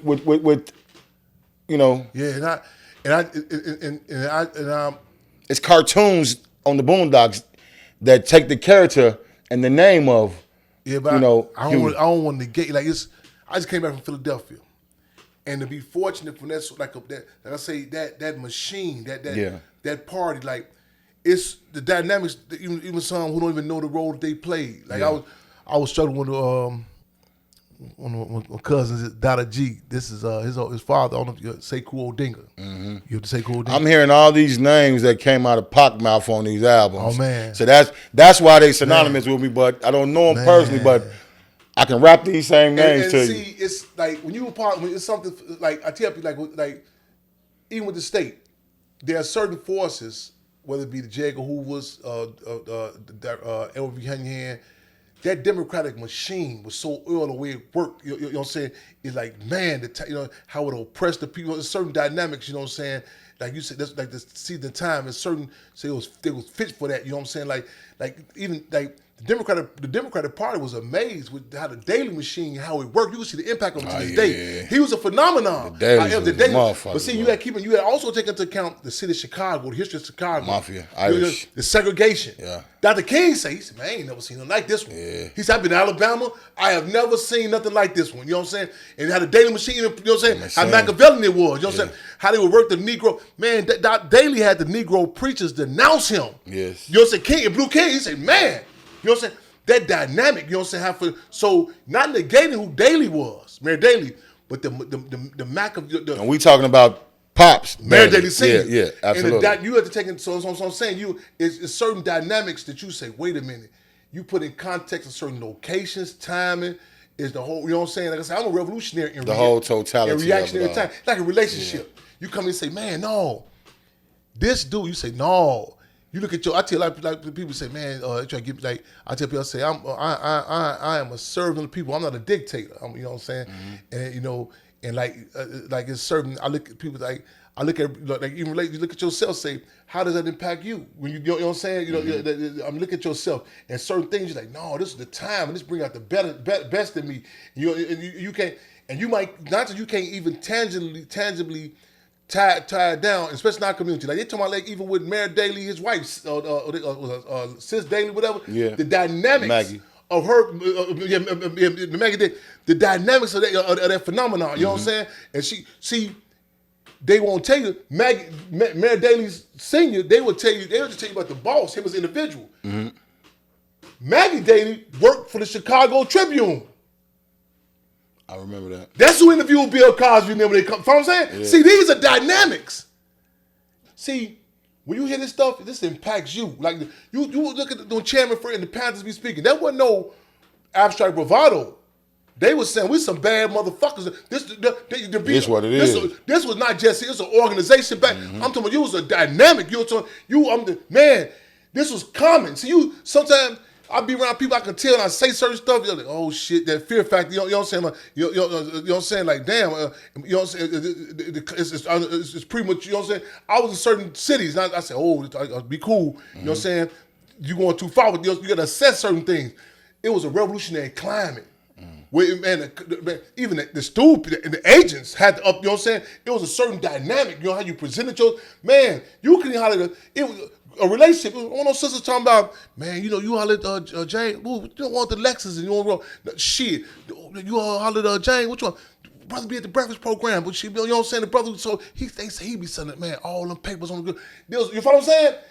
That inspires you. It's a different dynamic. You hear about comrades. You know what I'm saying? You hear about Spurgeon. Man, it's just common every day. Spurgeon J. Winters. Man, Spurgeon J. Winters, man. November 13, 1969, man. They get down on him, man. He defend himself. Take out three Chicago police. They shoot his body about 30 minutes. Shoot the bottom of his feet up and everything, man. They talk about him to be a Chicago police in training. They talk about him. What's a pig? Huh? What's a pig? Pig is that exploits, is gluttonous, it's representative of a machine that eats. You're saying the work of the people. It's exploitive. You know what I'm saying?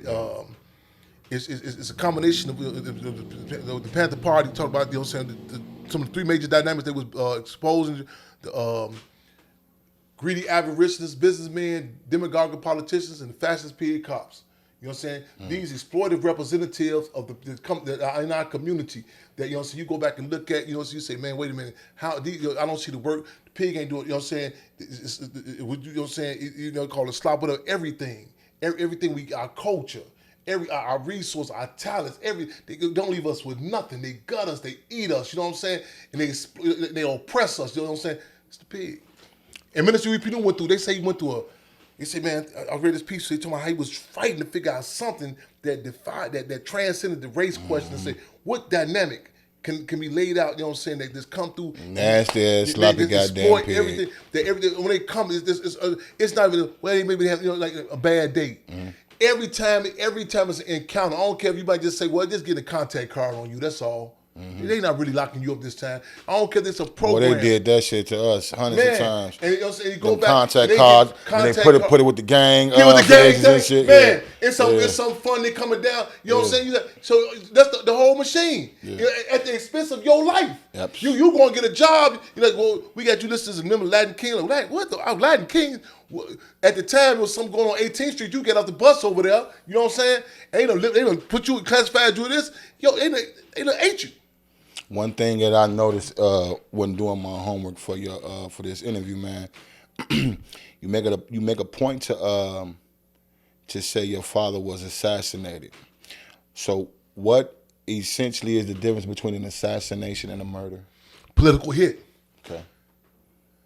Political hit, the political ramifications. You know what I'm saying? A political hit. I'm talking about this electoral politics. A political hit. You know what I'm saying? That transcends, that sends a message politically that transcends geographical lines, generational lines, and gender lines. That sticks in your bones, your DNA. You know what I'm saying? I was speaking in Los Angeles. Devin Brown, 12 years old, killed by the police, LAPD. Another organization got there and said, well, It's the same thing. We kill each other. I said, I beg to differ. He said, what do you mean? I said, well, you get a call, hey man, Lil James, them dudes on such and such streets just killed on Crenshaw, they just killed Lil James. It's a certain feeling you get. Just go get them niggas. Mm-hmm. Damn, my fault. The police killed them. Nah, that's fucked up. Sit your ass down again. Yeah. It's political. I mean, even with us killing each other, that's political too. But the assassination, you know what I'm saying, the targeting, you know what I'm saying, the targeting of you, you know what I'm saying, that, you know, ignite, everything is political. But you know what I'm saying, but assassination, the conscience have been heightened to the point. See, they tried to get the Stones to take Chairman Fred out. They tried to get the Vice Lords to do it. The ante was upped. Where they were forced to come in their uniforms. I make a joke. I tell my mother, I say, had you left out that room for 5 seconds, they'd have just said you weren't even there. He upped the ante. We heightened the contradictions. They came in their uniform to make it. So a lot of us don't even believe. You look at the court case, it was getting deeper and deeper, exposed how deep this went. And a lot of us couldn't handle that. Like, man, so they shot your father in his sleep. They drugged him the night before. They drugged him. We brought his body up for an independent autopsy. It was enough Seconal to technically knock a horse out. Damn. To knock a horse out. They blocked the whole block up on the west side of Chicago. Came in Illinois Bell phone trucks. Took a group of young cats, 12 or 14 years old, who done loose security for the chairman. The YMCA sent them out of town on a winter retreat. Members of his staff in Cook County Jail placed in isolation. Other members of the staff were pulled over, come from Carbondale, given a pistol case, given $1 million bond. They cut off all the lights on the west side of Chicago. The guy next door who stayed there, they showed them pictures at his job, how they was watching him, you know, talk to Chairman Fred. They cleaned the dope spots up around there at night. This the political dynamics. Which police they drafted for the hit? They knew which police, it wasn't just go get them. See, politics, assassination is it's bigger than the bullet. It's precise. It's bigger than the bullet. It's the politics of, they know it, like, you go look at them cases of police that killed in the state in the project. Like the Ella French case, the guys they got for that case, the lady got noticed that even I guess the officer, right? Yeah. Now you know she was the only when Anjanette Young, remember Anjanette Young? The sister they came in, I know what you're talking about. she's naked. That video to this day, man, you think you watching man, you talking about it's still cut. Anjanette Young in the house, they all white policemen. Man, you talking like a graphics thing. It hurts to watch that. I think about it when I was in Alabama for Lakeith Smith. Juvenile got charged in dope. His mother in court, and they judged the re-sentence of her son and his mother right there. And in the South, it hurt. Like I had black men. I think about raping the women. You know what I'm saying? It hurt. Watch that video, Anjanette Young, man, to all them white men, police, all them, you know what I'm saying? Excuse me, all them white pigs around her. Yeah. She naked. Yeah. I'm talking about no bra, no nothing. Yeah. Then they bring Ella French come in. They bring her in. She don't know what's in the back, so she give her the towel. So I'm still that. So the Hummer mysterious murder still warrants investigation. That's when they got killed on 63rd. Mm-hmm. They went down with that case. They went and found who got the bullet. Where the gun come from, who was in a relationship with who, you know what I'm saying? You know what I'm saying? See, the politics is, whether you know it or not. You know I was saying, they be precise and swift with that shit. Who passed gas that morning? Yeah. So the deal is all of us is political, but you know what I'm saying? But to heighten those contradictions to let's say, and Chairman Fred was a case, and Defense Captain Mark Clark was a case where the conscience was heightened. You know what I'm saying? So I tell people a lot of times, they took out Chairman Fred, my father, in a graphic way. They killed all our fathers. Yeah. In one way or another. Statement. Lock them up, shoot them up, string them out, hang them up, slam them down. Detach them from your life any way possible. Another. You just we still walking. You know what I'm saying? Shit, they ain't tripping. Fucking turn it to the Walking Dead. Like I said, in the juvenile prison over there, and I came over there and spoke. I say, this was the British was trying. This was the Opium Wars is about. The British, see, and the youth are addicted to opioids right now. Huh? It's an opioid epidemic right now. Man, listen. Right now. Thought they sticking them shorties with so much stuff, bumping. Yeah. Then they get the propaganda bombs. Future don't come out saying, man, Percocet. They bombard. Man, it's really trying to create a nation of junkies. I've been saying this shit for years, You know what I'm saying? Chairman. You go to Cook County Jail, them cats is sobering up in the judge in 80 years. They get into the bullpen like, what happened? They hit these cats with some stuff that's long lasting. And by the time they sober up, they on that Bluebird bus heading down to the joint. They don't. This Turn into Nation of Junkies, man. This is absolute divine appointment because that again leads the segue to my next question. Do you believe that music carries spirits? There's no doubt about it. Come on now. We can't say the Isley brothers responsible for a lot of people, a lot of babies in one sentence, and then negate these propaganda bombs and that. You know what I'm saying? You go back and do some surveys. A lot of them cats, they weren't talking about having no relationships. You sitting there, the lava lamp dim down, the Isley brothers music on. Next thing you know, it's like, It's man, time, 9 months later, you're like, hold on, who is that? You know what I'm saying? Man, no doubt about it. Okay. That's why other generation, like our generation, they say that come on, this such and such, late night, the dust, the time, that's a spirit, no doubt about it. You can't, man. The graphic. I'm talking about the terms. It's a span. I wouldn't say it before. You know what I'm saying? They try to hit my fellow Panther Cub Pac with that case. You know, first I was like, man, they bogus as hell. Talking about the guy riding, and that inspired him when the state trooper got out on him. I think they bogus. I guess he damn right. Shit. So Pac your guy. Pac, man, we cut from the cloth, man. You know what I'm saying? We cut from the cloth. The funny part about that is I have this question, Chairman, that I'm dying to ask you. I probably won't get the right answer, but here at the podcast, Heat Check, we have to check the temperature. And since you're good friends with the guy Pac, is he in Cuba with Asada Shakur? Let me say this. It's no, Pac I still don't. alive. This is the close I've come to having anybody that really know Pac. Well, look, let me say this. When I said, okay, I didn't get the benefit of actual physical touchdown face to face with Pac. We come from the same cloth. Pac maternity ward was my in the jail cell when they came in on Pac. They put the gun up Finney, Pac's mother, when she was pregnant. They put the gun on my mama's stomach. She 8.5 months pregnant. Pac lives. Hold on, let me hear me out. I'm listening. He lives. However, I believe the government was successful in their physical assassination of Pac. You did. They assassinated Pac. That's our position. You did. And Pac was targeted as a child. It was political as well, correct? Ain't no doubt about it. You come, he a cub with two members of the Black Panther Party. This is man, and they can see the phenomenon. I just seen something the other day. Today they told me what's her name, Cher, from Sonny and Cher. She did some interview. She said Pac was her favorite artist. This man, this Panther Cub. What you know what I'm saying? Man, my mother said it. My mother comrade coach. She said Pac needed organization, and organization needed Pac. You know what I'm saying? This is damn. That's heavy. Yeah. So I can't be talking about, man, why you can fool around with different guys. And you can't be, see, we come from that organizational cloth. Not saying that that you ain't nothing as an individual. Yeah. But you can't come from that organization that's drilling together, that's comrades, and see, I became related to this here. Me and women told you laying in the bed with them bangers that you know what I'm saying? And, my brother has boxer drawers, sister didn't get no shirt on. It's like, you like, man, y'all ain't fucking. No, this comrades. I'm talking, that's man, you can't, I'm talking, to come from that. Like, in South Korea, at one period of time, I forgot who tenure it was, they had a policy where they would lock you up for 3 generations. Like, you think your time is up, you finna listen, hold on. 2 more generations, we gotta weed this up out of you. You know what I'm saying? We gonna pay the price for they done created religion. What? Shit, man.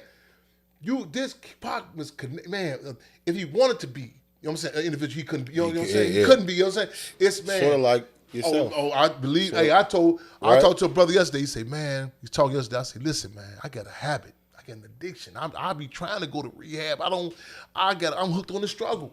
Our people. I really wish, and that's why I said I fight for structure. I fight because I need that. I was telling the sister that, I said, listen, help me out. Like when people, like you know what I'm saying, I'm going, I'm going to get up and I'm going to serve the people. You know what I'm saying? But we need a structure, you know what I'm saying, to help. Because a lot of people don't even know what a servant is. They can distinguish a servant from a slave. You got to have a servant child before you become a leader. Say it again? Day. Your servant child must be dirty before you learn how to You know what I'm saying? Yeah. And man, you on a lot of people, it can be premature. So I can't be who I want to be. You know what I'm saying? If the climate ain't right, you know what I'm saying? Because that can be, it can abuse it. You know what I'm saying? Like absolutely. you come in. So then back to that our question earlier about Chairman Fred, that structure, that climate. You know, I gotta say, the niggas need a Nixon. That's what you mean by that. I said, niggas need a Nixon. Nixon was able to pull that what he called campaign for law and order. It forced to recognize the seriousness. You know what I'm saying? You had the draft. Motherfucker, man, they coming through. They go to jail to fight. It's like even now, it's a discussion we can have now. We can have 3 weeks ago with certain people. You know what I'm saying? Yeah. Because people when movement started on the campuses, no. It may be get acknowledged on the campuses. We've been struggling. You know what I'm saying? That also goes to the class question. That comes, you know what I'm saying? You throw a degree on it. Oh, now it's official now. You know what I'm saying? You know what I'm saying? And class dynamics. That's something that's got to be dealt with too. Yeah. Yeah. So look, check this out. Is it fair to say that drill music perpetuates Chicago street gang violence? Again, like I said, we never can take nothing as I wouldn't flatter them or flatter that dynamic as you got to put. I mean, we have to look at the whole dynamics. You know what I'm saying? And that's how when they like. It's easy to pick up certain aspects, but we still acknowledge that contradiction. But also, because like for example, like certain things you look at, you say, you know what, that outfit could have been cool, but that ain't no cool shit. Ain't you know it? What I'm saying? Yeah. You could have got away with that. You know what I'm saying? The day it's a blanket attack on us. You know what I'm saying? The time that they play the music, see, like you got like even a balance. You know what I'm saying? To say, okay, we got this. You know what I'm saying? We are being hit every which way but loose. Every which way, including loose. So those propaganda bombs, they dropping on us simultaneously. You know what I'm saying? It's a war on us, man. The type of quote unquote food, the lack of any like they say the body can heal itself. It's certain stuff that you might can take certain. You know what I'm saying? That you might can still survive. We've been bombarded with that. You know what I'm saying? If nothing is, it's like so it's a major part, but don't let nothing hook. Don't say, I just say that gives people that's just a tool inside the grand scheme of things. In our panacea. Well, you know what? We take this, get rid of that music, we cool. No, it's so many different dynamics. Now social media as well. No doubt. And once you touch it, you'll be surprised. It becomes a rabbit hole. And once it gets exposed, the trickle down impact to you, and you grab the phenomenon. So you got to grab whatever's the phenomenon, and you bust that. It grabs, like even right now, instead of talking Kendrick Lamar and Drake, it's opened the door for some discussions about race people didn't want to have before. You know what I'm saying? So you gotta see, but the question of power. What is power? Power, as Minister UP Newton says, power is the ability to define phenomenon and make it act in desired manner. Power is the ability to define phenomenon and make it act in desired manner. What was phenomenon on a plantation? The church. Reverend Nat Turner said, okay, it's for he was a realist. The church was a phenomenon. Man, that ain't our religion. He said, okay, what is a phenomenon first? A phenomenon is an unusual event that can be scientifically explained. He said, man, what the hell? Everybody going to church, right? You know what I'm saying? Let's define it. He gave an historical analysis on it. He said, man, we come, they exploiting something that was already with us, the spiritual people. But they tap on the coca leaf. He said the crack cocaine. He said, hold on. Yeah. The coca leaf keep you up. You know what I'm saying? It wasn't no bad thing in its natural form. They done come with this chemical now. You know what I'm saying? And specifically flood us with the crack. So the church, he said, okay, now I'm defining this phenomenon. Now let me define it and make it act in desired manner. Praise the Lord and pass the ammunition. Harriet Tubman, she defined the Negro spiritual. She said, this ain't nothing. You know, so we did, you know what I'm saying? Now define it and say, now, wade in the water, meet me down by the water. You know, define it. You know what I'm saying? Chairman Fred in Chicago. A lot of people in the Panther Party. Man, you talking to them racist ass motherfuckers with Confederate flags. They talking to them gangbangers. Chairman Fred said, shit, it's a phenomenon. It's a phenomenon. You can't get around it, yeah. This is a reality. You're not coming through this city. He said, now he acknowledged it. He said, let's define this phenomenon. Put in historical analysis. He said, man, organization ain't nothing new. You know what I'm saying? And this is a result of segregation in this city. You know what I'm saying? Say, man, they try to make like you and your boy thing. We the only ones got that. The whole thing, the daily, the hamburgers, all that. He defined it. He said, now let's make it work in desire matter. He said, as a realist, one of certain points of political unity, not come and try to take them over and make them become nothing they want to have to be. One of the vice lords work at the Free Medical Center. One of the devil disciples work at the Free Breakfast Program. You know what I'm saying? You see a different dynamic. You know what I'm saying? So that's power. Defining it, acknowledging it. Not in no bubble, say, man, I don't want to talk about that, you know what I'm saying? Whether it be technology, social media, the podcast, a lot of this white people's thing. Mm-hmm. We hear some phenomenon. So defining it and say, now how can we make this work or not in desire matter? Let me take this. Well, man, you're not gonna be the white people. They got rules for that. I'm gonna take it, and make it work in desired manner. I'm going, you know what I'm saying? I'm gonna take this on the road. I'm talking to my Kimberly. We say, man, no, they're coming to you. You know what I'm saying? We got sometimes see people come in.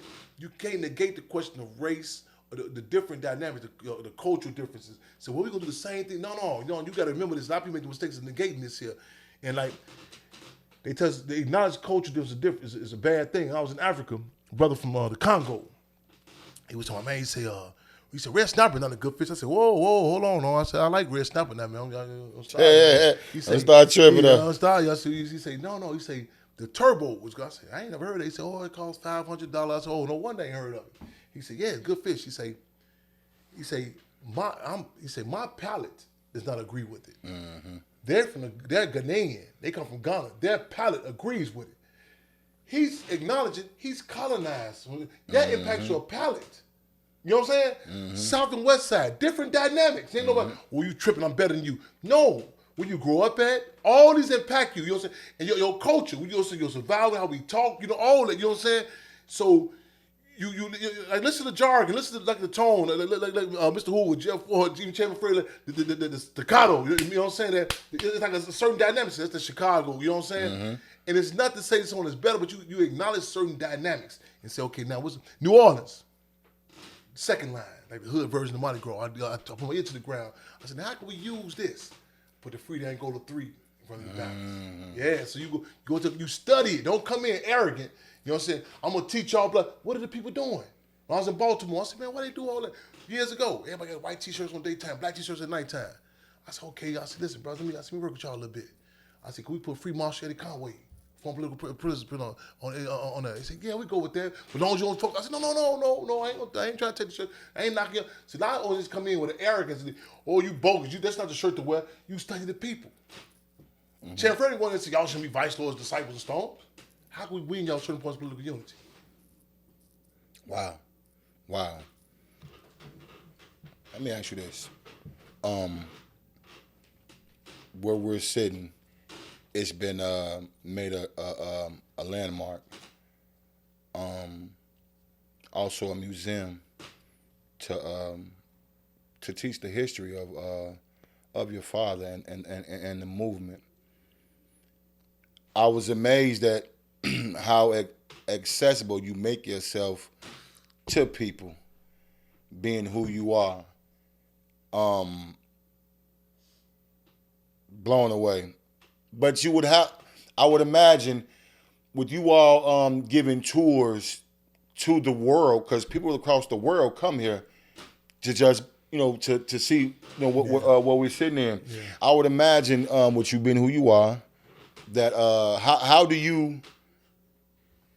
Have you ever had like a federal agent book a tour, and just try to act like a regular person and just come in and see what the fuck you got going on in this moment? They just send agent provocateurs at us in shirts, skirts, and shorts and bodysuits. They just send so many agent provocateurs, some nefarious, some naive. Some don't even know they work for the government. You know what I'm saying? And it's ironic you asked that, because the deal is, that's why, and a lot of us don't even know what the counterinsurgency is. I mean, like, really, I'm going back through my life and looking at how many people, like, see, in the 60s it was a climate. So you say, oh no, that's an agent provocateur. You know what I'm saying? Mm-hmm. Now you got, it's a joke they get on Facebook now. They say, in the 60s, people say, man, hold on, is our house wired? Then they say, now, in this climate, people say, Alexis, tell me what you know what I'm that's saying? the wire. You put the bug in there yourself. It's not even a thought, you know what I'm saying? That's what, it's not even a thought of, you know what I'm saying? It's like, it's so, the police even say, man, they ain't, go to Facebook. Mm-hmm. Go, you know what I'm saying? Mm-hmm. Or you make a joke about the rappers and say, be like, yeah, I just did blah, blah. it got so comfortable. It's not even acknowledged that we under attack. You know what I'm saying? You know what I'm saying? The basic stuff that you would think that people know. You know what I'm saying? And it wears on you. You know what I'm saying? Like you talking a foreign language. You know what I'm saying? I catch myself. You know what I'm saying? And I struggle for a climate where we can have a structure. Like I say, like. You know what I'm saying? And it's a balance of being accessible and not that accessible. You know what I'm saying? Because a lot of people they don't mean no harm, but they're harmful. Absolutely. You know what I'm saying? They just even the stress alone. You know, just you know what I'm saying. I mean, man, the taxi weighs on you. You know what I'm saying? And I want us. The politics it helps checks me. You know what I'm saying? To remind myself, okay, hold on, Chim. You know what I'm saying? And like a lot of people, I don't have this romanticism. You know what I'm saying? I used to know the president. Well, everybody gonna be safe. No, there are people. You know, there are individuals. You know what I'm saying? Those that we have to acknowledge that. A lot of people don't want to believe. You know what I'm saying? And there's one case I always try to tell me, man, talk to my nephew, do this and that. You know what I'm saying? Yeah. And I was clear on his nephew through the door. You know what I'm saying? And I had people tell me, well, talk to my husband. Blah blah.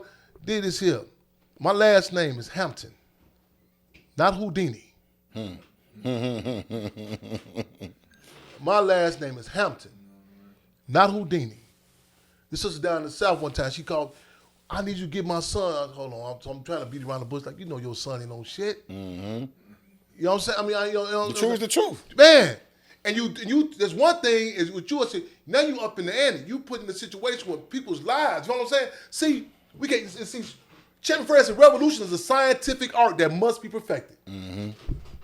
In situations, and like Richard Pryor says, he's a peopleologist. I'm a peopleologist. I come through the door within 2 seconds. Woo, you know what I'm saying? It's a role for this. It's a role for that. You know what I'm saying? We gotta be clear on that. You just can't come in and just make something. You know what I'm saying? Change generational damage. Some people have, like I say, in a relationship, people come through. You got people who have never in their life seen a woman. Crazy as that sound. Crazy as it sound. A black woman, a black man, never man. The guys, the one who had the child with Jill Scott, mm-hmm. He say, man, it's 4 to 5 generations of them without a black man on deck. I was going to clear on that in 2 minutes of coming in contact with her. I'm telling you, no slight on her. Yeah. We met the Dave Chappelle block party. I tuned to it. I said, I'm good. So you ran into Jill Scott at Dave Chappelle's block party. And just off the initial shit energy, my life depends on time. It's like a certain discerning spirit. It's a politic to it. Like like the deal is, like I said, you get you come in certain dynamics. You know what I'm saying? It's like certain when you like the way men greet each other, women greet each other. Like you know what I'm saying? Something like a language sometimes was like they say, men you in a room and women can have a whole conversation and you're not privy to it. Mm-hmm. Men can see what the fuck they talking about. You know what I'm saying? Yeah. You leave out, it's a whole thing that went down. You know what I'm saying? Men can have the body language, all that on respect and your respect, disrespect. You know what I'm saying? You can pick it. It's a brother that was downtown Chicago on YouTube, homeless brother. He talked about, he said, man, how he turned down some money. He said, why? He said, you can feel disrespect. I had a situation the other night. You know what I'm saying? And I'm, the security one, this event I was going to, and the young cat, I can tell he had never come into contact with a black man. He didn't mean no harm. The way he, you know what I'm saying, I had to educate him. You know what I'm saying? And it's certain dynamics you can. It's especially as a servant of the people, you have to be able to pick up on it. You know, you can feel it. You know what I'm saying? It's a dialogue. You know what I'm saying? It's a pickup, and like in our culture, like there's certain way, like you go to certain people can pick up you. When I was in Africa, it's certain people they say no, that person's not from here. You know what I'm saying? It's a real, and so I'm real when I go to certain places. You know what I'm saying? I'm humble. I come. You know what I'm saying? I'm real respectful. You know what I'm saying? The culture was respectful. You know what I'm saying? You cross certain lines, like you know what I'm saying. There's certain dynamics. It's a way that how we communicate with each other. You know what I'm saying? And we pick up on certain. You can smell certain storms coming. You know what I'm saying? You gotta be the weatherman. You walk in. You know, I'll tell you. You take into account. I went to a gas station the other day. I'm on E, and I walk in. I'm watching. I'm using dialectical materialism. I took myself out of the scene. I can see it, the way they joking with each other, the way that the foreign merchant was talking to them. Mm-hmm. You know what I'm saying? I said, this premature. This ain't a good setting for me. You follow what I'm saying?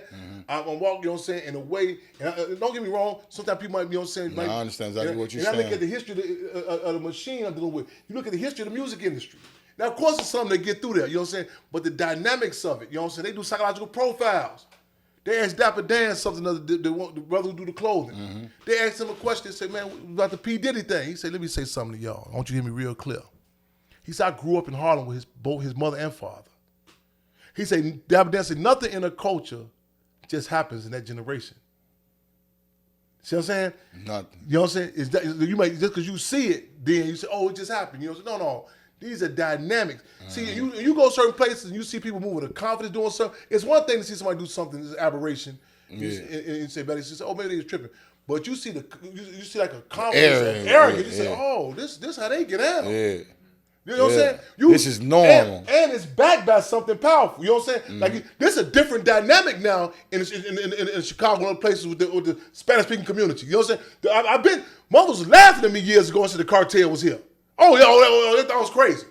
Now you have a reactionary response like, man, Guzman get caught here. This is El Chapo's main thoroughfare. Absolutely, man.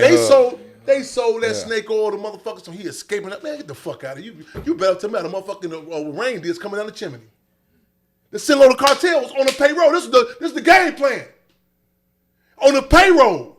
Years ago. You know what I'm saying? This sister, both her sons and their cousin was murdered. I'm telling her years back, I never get it. This was about 10, 15 years, man. The braces on one of the children's teeth was taken off. I said, sister, that's not black folks. The police get mad. Get him out of here. I say, man, I'm telling you, it's a certain way that, you know what I'm saying, I said, that didn't come. Later on, it was exposed. This is not no racist assessment. This is first generation. See, first generation from Guatemala, other places. You know what I'm saying? This is the cartel. It's a different way. Now it's hard to tell now because you have what Minister UEP refers to as acculturation. When you start picking up characteristics from different cultures. You follow what I'm saying? And it's not when I'm making an assessment on the Mexicano community or the Italian, it's not a racist assessment. It's you have to put in context when, where, and what. You follow what I'm saying? Like the mafia, you know what I'm saying? Luciano wasn't lucky. He was on a payroll for the state. He was state mate, you know what I'm saying? See, in our community, you got to be able to distinguish a Nicky Barnes from Bumpy Johnson. So Bumpy Johnson, that was a different cat. Bumpy Johnson, prison file, described him as a race-conscious, cocky Negro. You know what I'm saying? You go back and look at the psychological profiles and all the ones they raise up. You're like, damn. And I guarantee you, it's political. You know what I'm saying? Political to my man. The state dynamic as opposed to the people dynamic. It's how you feel about the people. And it transcends astrology. Yeah. It's a science of astrology. Absolutely, I believe that. But the politics, though. I showed this one case. He be, oh, yeah, man. I said, oh, you just can't limit it to that. I say, because, man, penitentiaries crack and projects trump that. You know what I'm saying? You might have a certain personality, but you know what I'm saying? That hunger pain and crack, it produces a different dynamic. It's what generation you come, and we able what images you see. It's a different child that grew up on seeing good times when we grew up, as opposed to this good times they finna get these children with. Yeah, the cartoons. That's a different dynamic. Yeah. You just can't come and say, well, it's the same shit. We related to the good times then so much because that was a depiction. They gonna relate to, and they gonna relate to this good time. Yeah, it's intentional. Sad. Yeah. That's why you got to make sure you cross the T's and dot the I's. So the Black Panther Party, you go to certain cities, man, they be selling some snake oil. You be like, is you serious? I done came in contact with them. You think that's the Black Panther Party? See, legacy is more important in your life, man. Yeah. And some people have never had no frame of reference of a revolutionary. So motherfuckers stand up, say, I'm gonna fight, and I will get down for you. They had sisters in the Black Panther Party having labor pains, still making breakfast for these children. That impacts you different. That makes you say, what? It was a guy named Daryl Hamilton, got killed by Chicago police December 2nd, 2002. 72nd in Dorchester. The news reporters kept referring to him as Daryl Hampton. So one day we had a protest in Inglewood, Ogden Park. Yeah. So we protested something else. So I see the news reporter. I said, let me say something to you. I said, let me say something to you. Let me get this off my chest while you here. I said, let me explain why you keep calling him Daryl Hampton. So all the news, the camera. I said, let me explain why you keep calling. I said, you can't fathom that he's not related to me. I said, his name is Hamilton. I don't know him from a can of paint. You can't believe, you know what I'm saying? Like in the movie, Spike Lee version of Malcolm X, Shorty said, what's the hustle? See, other people have those examples of people, you know what I'm saying, coming to fight for them. That empowers you, you know what I'm saying? People coming through, you know what I'm saying? We got a thing, you know what I'm saying? It makes you, I talked to a sister the other day, her husband, C.A. Brown, his brother did from Gary, Indiana, he did this video over here at the Hampton house. Young brother, man, 43 years old, man, going through some real serious health issues. You know, man, you know, we're going to this will benefit, you know what I'm saying? And she had, and I'm going to go visit him. His daughter is her guy. They're like, man, that's Chairman Fred. It made them feel different. Yeah. You know what I'm saying? Yeah. And you know what I'm saying? And see, people, there's a hustle to it. No, that connection, it should be something in us. That we hear something that somebody that should trigger us. You know what I'm saying? Yeah. They say, man, that's do you know him? Like, see, Park talked about Brenda got a baby. Mm-hmm. They was tripping on Park. Like, man, what you? Park said, no, that's us. Yep. That's what. See, about the breaking us and dividing us, that connection. I don't want to lose that connection. That's why I gotta pick. That's why I gotta pick what struggles I do. Because after a while, you can burn your spark plugs out. You know what I'm saying? I don't want to lose this connection I got.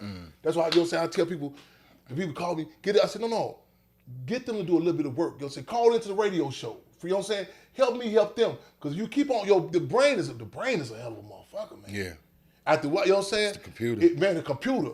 And I'm scared that you keep sending me these motherfuckers who bullshitting. You know what I'm saying? I got to come in through the door like, okay, like I tell you, like Michael Jordan, a lot of that shit, no, Allen Iverson.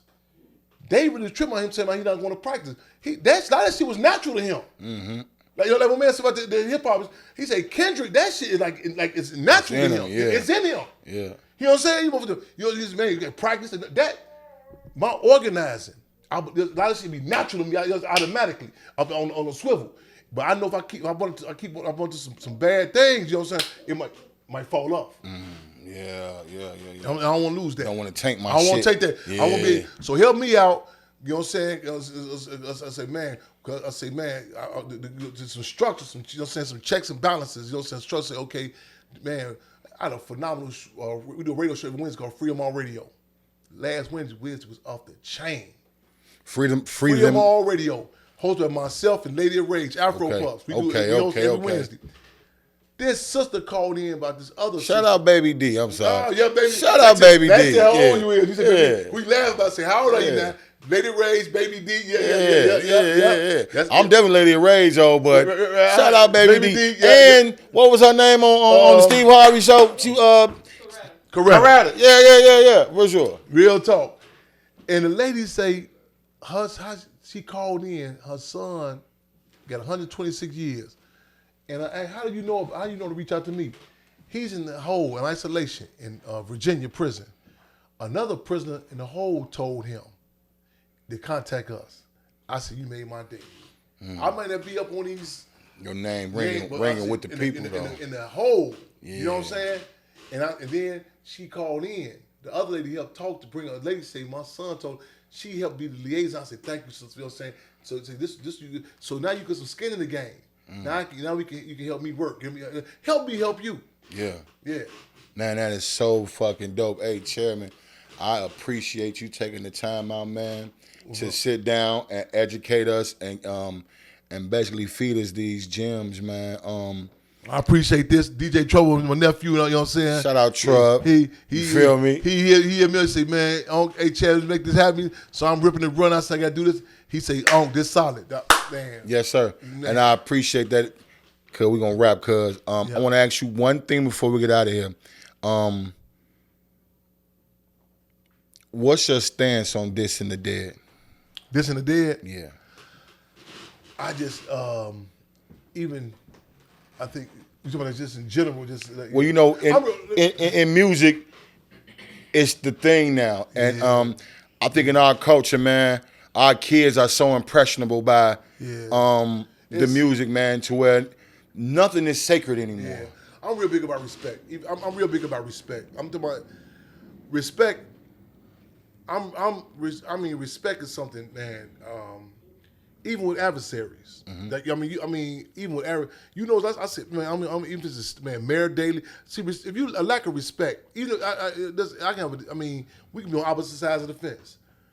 I'm real big about giving respect and accepting respect. The one guy told me, he said, "Man, with me, you got to earn respect." I said, "No, with me, you got to earn disrespect." I come through the door respectful. You know what I'm saying? You have to earn disrespect from. You know what I'm saying? Respect, man. And then it's something that the premise of that, like I said, it impacts you how you deal. I mean, like I said, I got young brothers who tell me all the time, say, man, I remember you telling me, Chairman, eye-to-eye contact. You know what I'm saying? Even there should be some rules of engagement, even in warfare. And also with the dead, man. In addition to, our culture, our people, how we view death is different. But in addition to that, we don't like brownie points of someone who physically, couldn't get out, get back. They gone. They gone. You know what I'm saying? I mean, like it was you couldn't. Like even if you're three guys, if you outnumber somebody, that was something you like. Oh, keep that to yourself. You know what I'm saying? That whole taking pride. It demeans you. You know what I'm saying? To be, like I say, man, I'm real big. You know what I'm saying about man. Respect. I just mentioned earlier a situation. Whether it be body language or you know what I'm saying, those who, who can defend themselves. I say, man, this one sister's. I don't know if this related. She's real extremely reactionary. She called me about this guy. She say, he over there. He got 8 wives. I said, okay. She said, what you mean, okay? I said, they grown? I said, okay. Kid, no. No, what you mean? I said, okay. Click. And she go, man. And she was, I said, listen, I don't, man. Now there's some children over there being it's a problem. I'm gonna come and see you.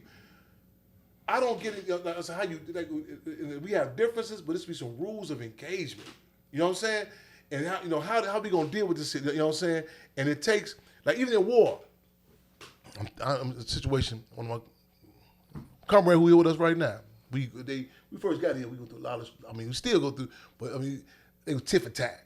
Just, you know what I'm saying, just try, the previous administration in particular, we had our free food program out there, they pull up on us, you can't give out free food, blah, blah. So they got our quote. They had our quote in the police station. We said, we took handcuffs and caskets before we abandoned it. That was our quote. We was in here with no heat, no water, no nothing. The Hampton house, you know what I'm saying? That was it. Some members who was in the Black Panther Party, they was making jokes behind my back, calling me Custard. They say, this gonna be his last stand. I say, shit. This man, the semblance of Chairman Fred, shit. The question should be why y'all let on support, you know what I'm saying? But they was giving a little, now all the time my grandparents stayed, they parked their cars, you know what I'm saying? They started just getting little trivial tickets. So we go out there to the court one day, so they got the tickets. So we back and forth. So one ticket through all the way out, and they gonna charge us half of one ticket. So my comrade, she said, so we leave out. She said, Chairman, comrade, let's go here today. She said, Chairman, why you ain't keep on battling with that? I said, I always remember in war. I don't care if it's skin follicles. Some of this, you know what I'm saying, it's exchange, like how you say that in a sexual relationship, you exchange energy or whatever. Yeah. And you know what I'm saying, when you win, it's, you know what I'm saying, you have to become something. You know what I'm saying? You pick up certain characteristics. You know what I'm saying? Pick your battles. To engage that. You know what I'm saying? Pick your battles. You know what I'm saying? I say trying to see what triggers. You know what I'm saying? And we come from the club. We want to up the ante. With certain stuff that you bring us, don't you know what I'm saying? Like it's certain stuff that go through our political peripheral views. Like it's a million groups that popped up. Man, what about these groups? I'm real careful who we give attention to. You got to earn this here. You know what I'm saying? See, that puts you on a map. You know what I'm saying? And your boxing, your skills can go off. You know what I'm saying? Because you have to change, you have to alter the way you fight and engage. You know what I'm saying? Like before you become a different person. So the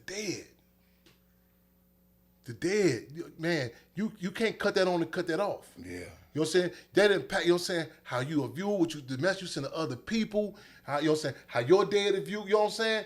And when nothing is sacred, ooh. My last and final question, Chairman. Who carries the torch for the legacy after you? This the conditions. I mean, I wouldn't force this. I wouldn't force this dynamic on nobody. I wouldn't. You know what I'm saying?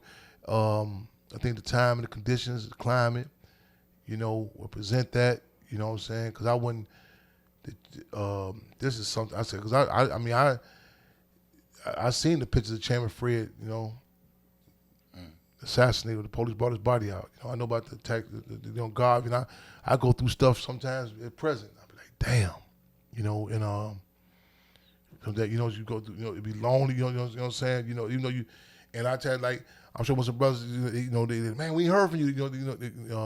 Call from the joint, locked up. And I kind of said it respectfully. I said, listen, man, we going through a lot of struggles, right? You know what I'm saying? I say, and they say, we got you. I say, man, art of war. One of the things Art of War, Sun Tzu say, when you weak appear to be strong appear to be weak. And it's, you know what I'm saying, there's certain times that, you know what I'm saying, I don't want to, you know what I'm saying, we go through certain highs and lows that you can't afford the luxury, to, you know what I'm saying, to say, okay, you know what I'm saying, but to actually say, bam, take this here, I wouldn't force that, you know what I'm saying, I want you to, this is something that you have to embrace, and you know what I'm saying, the conditions, and you know what I'm saying, and because it's, it presents itself, you know what I'm saying. Sometimes when the student is ready, the teacher will appear. You know what I'm saying. The climate conditions, because you can pick it out, and there ever developing situations and contradictions that happen that you start saying, well, you got the mold that you say, okay, this is the ugly part of this, and I'm, you know what I'm saying. I gotta embrace that. I gotta face this. You know what I'm saying. What about family contradictions? Y'all, you ready for that? You know what I'm saying. What about, man, you gotta be. I live out a suitcase. I live out a suitcase. I'm sure. I watched you changing as you. Yeah, 2 days ago. 2 days ago, I'm supposed to speak. I spoke at Whitney Young High School. I literally, man, this might be too much information. I've been rolling for 2 days. I'm telling man, I pulled over. I tried to get to down. I got to go speak to these students at Whitney Young. I pulled over with a bottle of water. I mean, like literally. Freshen up on the road, did that and went back, you know what I'm saying? And I'm coming in from, and I'm not crying the blues, you know what I'm saying, but coming in from the East Coast, got a phone call West Coast, he said, man, this is an opportunity right now. Man, I feel March, say, man, this hood ain't never been hit like this. So we can do this positive, with the CRC, this positive pull-up. Man, we done this, man. It was so effective. MC Hammer called me that night to my God love. He said, man, he said, era you was in, man, it was so, this spot, all of a sudden they get some code violations. It was historical though, you know what I'm saying? And see, I'm in a position where I got to seize the time. Certain moves are like, okay, hit it. You know? So all the timing is everything. They get this stuff laid out for them. You know what I'm saying? They can, okay, we're gonna have the convention this day. We're gonna be the hotel is booked. I got to see, man, what's going down? Sunsets over here right now, man. Dude over the dude's son, man, be there. You know what I'm saying? And got to be a stick and move. You know what I'm saying? This is what we doing right here. You know what I'm saying? I mean, something we trying to get a procedure in the revolution. Oh man, we watch the protocols take place and everything, man, and I can respect it and appreciate it. And I appreciate absolutely. I appreciate y'all, because a lot of people come in and with an arrogance. Yeah. You know what I'm saying? Is this again? Do a little research on who I am, what we do. A lot of people come in, they're like, well, this ain't like the job, the 9 to 5, blah, blah. I can feel the respect and the understanding. You know what I'm saying, man, I can do this move real quick. You know what I'm saying, man, we on the schedule. That we can make, man, make things happen, man. A great production. Yes, sir. Yeah. So, with that being said, we want to thank the Hampton House. We want to thank the comrade that showed us all the hospitality while we were here. We want to thank not good hands, but y'all was in good paws. Man, we were in great paws, here, man. Right on. We had a chance to watch the comrade give one of the infamous tours that come through here. If you ever want to know anything about this movement, about this history, you got to book one of these tours, man, and have one of the comrades show you around this compound, man. It's heavy, it's deep. You can just feel the essence of the party inside this place, man. Indeed. I want to thank you for having us over here, brother, man. Thank y'all, brother. Yes, sir. And SaidHamptonHouse@gmail.com. That's how they set the tours up. SaidHamptonHouse@gmail.com. They can help support, donate to SaidHamptonHouse. .org. There's a donate button on there, and go to Cash App, $ Save the Hampton House, and PayPal, Chairman Fred Jr., Chairman Fred Jr. @gmail.com. And come put produce Because I didn't know. I didn't know Maywood didn't have no produce in the town nowhere. So this community refrigerator provides produce, fresh produce to the community to where there ain't no stores out here that you can get bananas and fresh vegetables and fruit right here at this museum, man. So I'm your boy Prophet Rothstein. This is 6H Media, and we out. So you right on. I'm throwing that money, she bouncing that ass. I like when it's going like that. I like that. Heard them little nigga was plotting to rob me, just know it ain't going like that. I draw off the lock, I don't call on my phone. Like, why you do foreign like that? Yo, shorty just offered me pussy for money. I ain't know she was horn like that. I had that white in the heart of the summer, you ain't know it was snowing like that. My shorty be having them glizzies and switches, you ain't know we was blowing like that. I blew it.